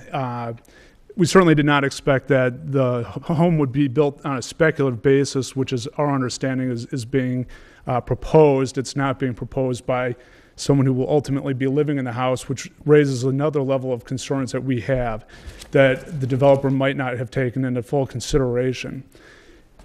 The home, as it's planned, has what appears to be its primary living spaces facing south. It's a modest neighborhood where setbacks in the neighborhood are, setback from my house is roughly 12 odd feet to my north property line. My understanding is the plan is proposed that it's about another 12 feet. So the distance between the two homes is about 24 feet. With the way our home is oriented, our primary living spaces face north, looking directly at this house. That would be our living room, family room, dining room, master bedroom, and one of our children's bedrooms. So we definitely have a vested interest in what will ultimately be there for as long as we own this house. And we care a great deal about how that home is situated on the property. I had submitted a letter to the city, which you may or may not have included in your packet. And in that packet, I included an aerial photograph showing the vicinity of the homes, or proximity of the homes around the subject site. As the petitioner noted, Buena does angle in a northwest-southeast direction, offsetting both my home and the home directly to the north of the subject site. I, to say implore, really ask you to give a lot of consideration to having the petitioner flip-flop their floor plan. That would put their garage on the south side of the home and the primary living space of the property facing north. Advantages are twofold. One, the property owners to the north their property being set a little bit further to the west, actually gives them plenty of clearance and sight lines, and certainly the subject homeowner who ultimately moves into the property will have much better views and privacy themselves, as they won't be looking into the back of our home either. In talking to Megan, one of the points that she had raised that the developer had put into consideration were some grading and existing tree issues. Both of those are issues that I feel strongly can be mitigated against and planned around. I'm not sure I share the developer's sentiment of the impact of flipping their site would have on additional grading work or impact on trees. Certainly the driveway, I feel, could be reoriented. If it was moved to the south side of the property, it could be oriented to help avoid any significant trees. Further on the privacy front, I really implore the board to consider what the future landscaping plan is for the property, to the extent any permanent year-round natural landscaping can be put into place to help provide additional privacy between our homes would be appreciated. And last but certainly not least is drainage issues that were raised.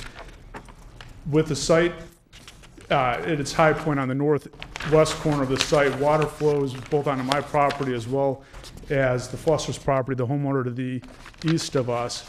And we are very concerned about how the developer of the subject site is going to have that water moved off property so that it doesn't further negatively impact either of our lots. We're talking about a significant change in permeable surface on that empty lot in a situation where there's already a fair amount of runoff coming onto our properties. I think by and large I've covered it. I don't have any true objections to the plan. I just beg the board to consider some alternatives that can make the longevity of this plan not only be more palatable to me, but whoever ultimately buys this home from the developer. Thank you. Thank you.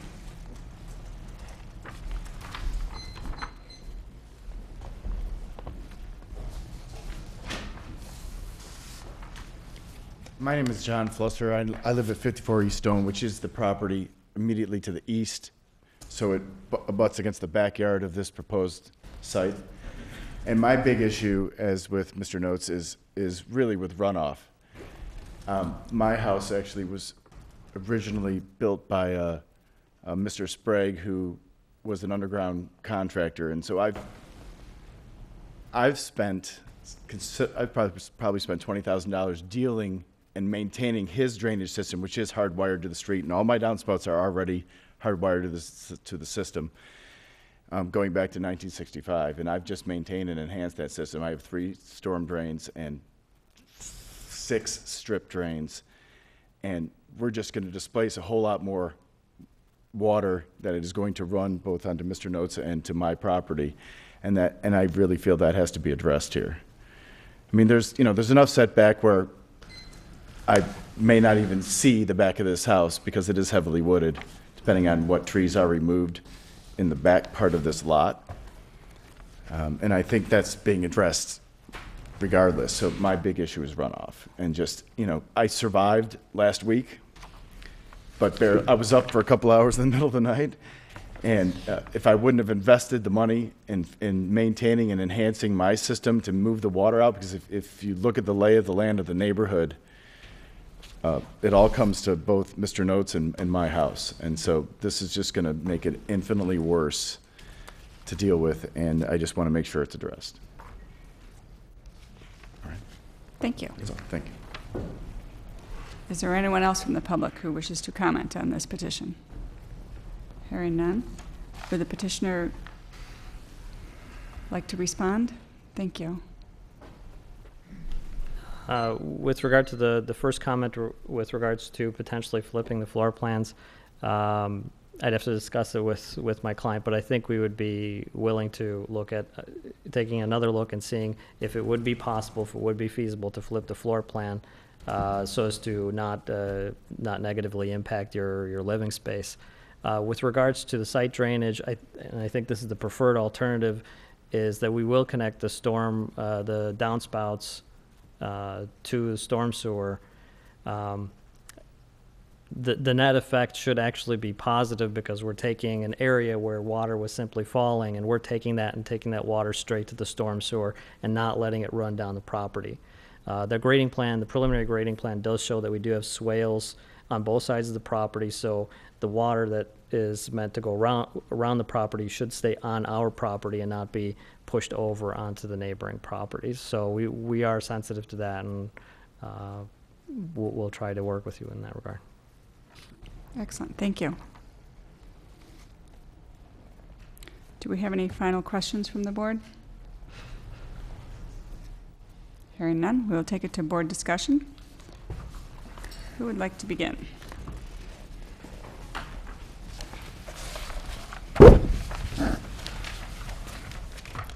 Okay, I think I'll it was. hop in, I Okay, go guess.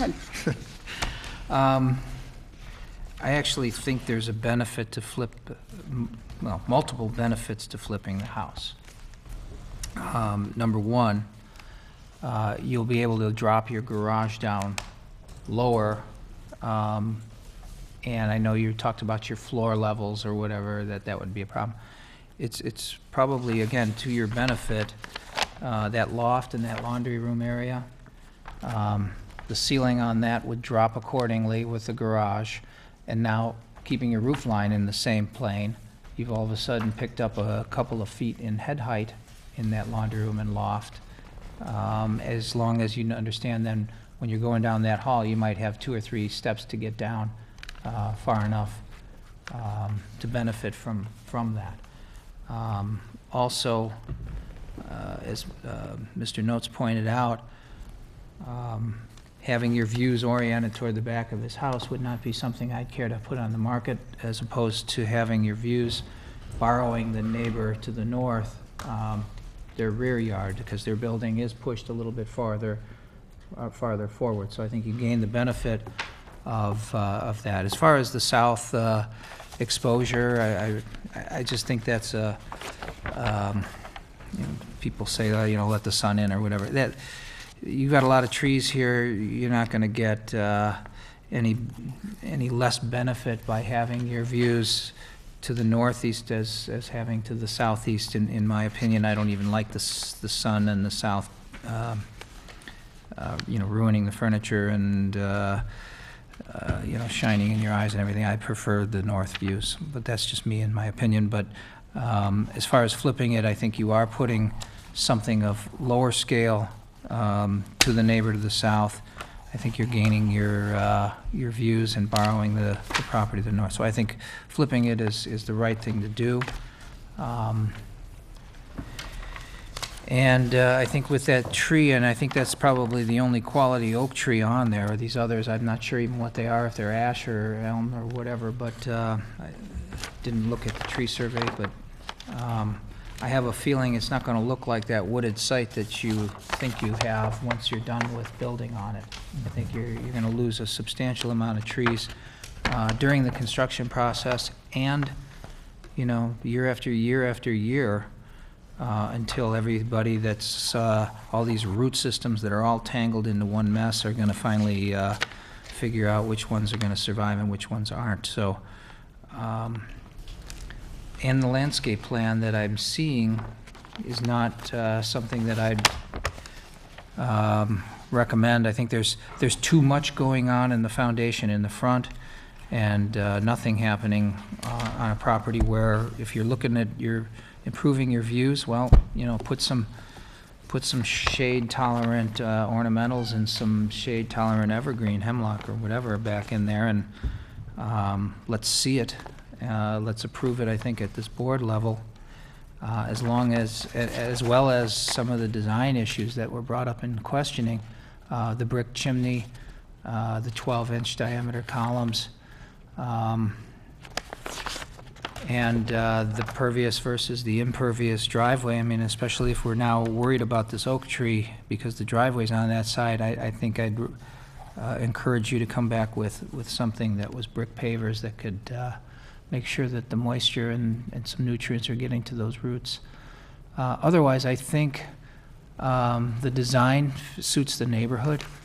I don't have a problem with the level of detailing that you've put on it. The brown is a tricky color. I'd like to see a sample of that. I mean, brown could look like chocolate, or brown could look like, something that is quite, has some depth and nicety to it. I mentioned to you some of the window center lines that I'd like to see cleaned up and all that, but in my opinion, I think this should come back to the board for another look at it with additional information and some comments responded to. Well, I concur, John, on a lot of your points. I think the biggest thing is I really would like to see this flipped for the orientation here per your alternate, I think, one with a garage now on the south side. I think it's just a better solution for that kind of tight lot there, and I feel strongly about that. But I agree with the columns. Certainly would like to see a brick fireplace. I think the overall design is nice, so I think it is fitting. I don't have a problem with the front-loaded garage in this neighborhood. That seems to be very prevalent there. And I like the simplicity of the design, so I think it's, with some tweaks here, I think this is an attractive project. One thing I didn't catch, and I will not phrase it as a question, but the rear of the house doesn't look like there's a patio or a big deck or something. I don't know if that plan is forthcoming as well, but certainly I imagine you want some outdoor space in back there of some sort. But I agree. I think some improvements are necessary and to bring it back to the board. Yeah, I think that your outdoor space backyard, if there's any kind of patio or something that needs to be shown, and then as part of the landscaping plan then too. So that's a good point. Other than that, I think we've kind of summarized everything. Any other comments? No, I think I agree with John and with Charlie. Another thing, if you can come to grips with flipping the garage on the south side, they'd have less driveway, so it'd be less Right. pervious material, which might be a bonus. And I agree with, we need to see a little bit something, more treatments that would be in the backyard. I'm not going to add anything different from what everybody said. I agree with those comments, and I think the design suits the neighborhood, and I'm fine with the front-loaded garage. Yeah, I think it does suit the neighborhood well, and I appreciate the petitioner showing all these alternatives, so that's very helpful. Thank you. Okay. Would anyone care to make a motion regarding this petition? I make a motion that we continue the petition. Second. All in favor? Aye. Opposed? None? Motion is carried. Thank you so much. Thank you. Thank you.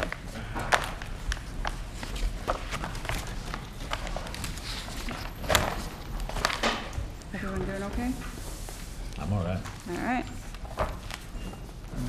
Let's do it.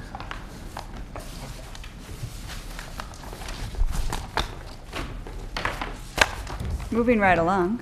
The next item on our agenda is a consideration of a request for approval of an addition and alterations to an existing structure at 375 Washington Road. Owner is Ann Louise Brown, representative Bob Rollison, architect.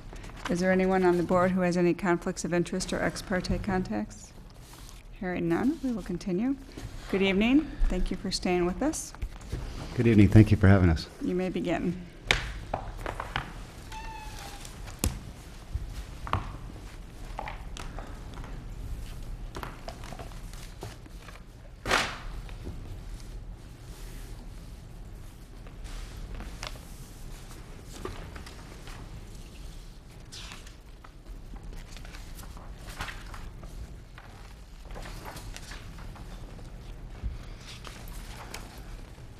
I apologize. I'm not a PowerPoint guy. I'm a keynote. So.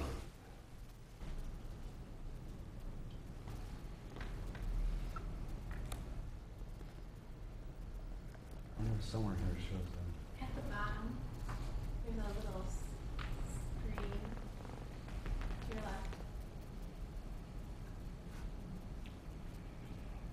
Oh, here? Yep. I would say I needed my notes. I needed my notes on the.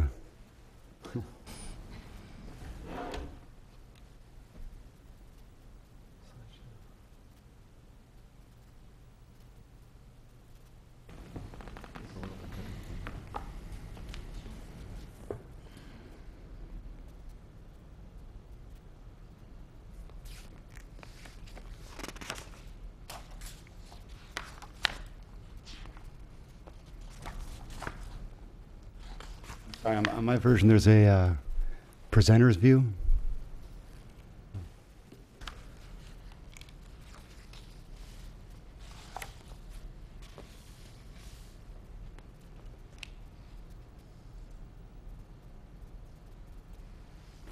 Okay, I'll just wing it here. I actually have a backup here, so I will try to keep up. Well, thank you for having us, and thank you for staying late. I realize it's been a long evening already. As Megan, as you know, my name is Bob Rollison. I'm with Door 13 Architects, and I'm representing my client, Ann Louise Brown, and her family. The Brown residence is a two-story residence at 375 North Washington Road. The reason that we're in front of you this evening is because of the home's, although not in historical district, significance and street presence to Lake Forest. It was originally designed for Mr. Mohan by Stanley Anderson in 1925 and built in 1928. Because of the zoning setbacks, we will also be going in front of the zoning review board for a variance.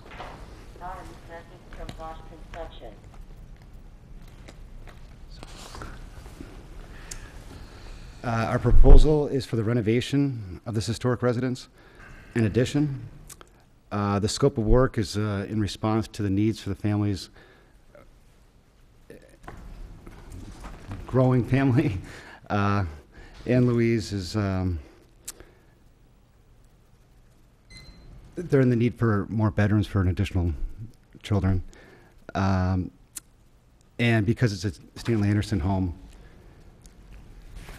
any addition and changes need to be handled carefully here.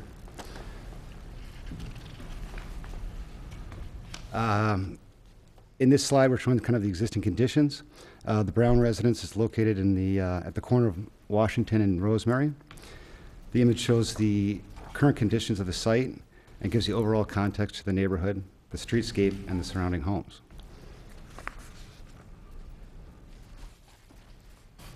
The aerial photo here shows the existing conditions again. The two diamonds are representing additions that have been put on over the years. The garage addition was done, I believe, sometimes in the 60s or 70s, although there's no record on it at the city. And the rear addition was done, I believe, in the 80s.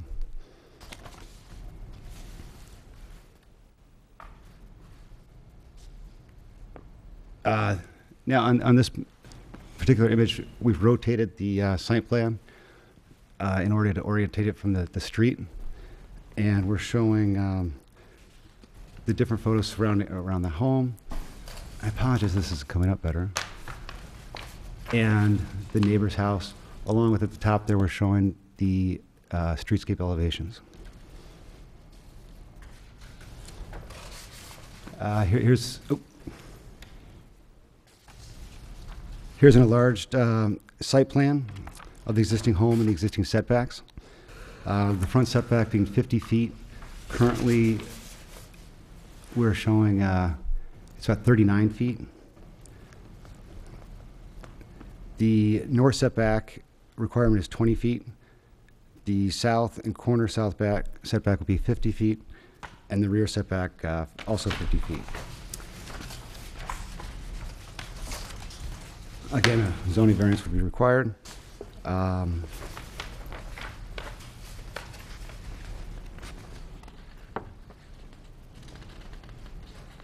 We looked at 3 possible locations for an addition. The first being over in the rear. In the rear here, over the existing addition. That's a 1-story area. The second here, which would require additional footings and increase the existing footprint. And the third, over the existing garage, which is a 1-story addition, again, like I said, done in about the 70s.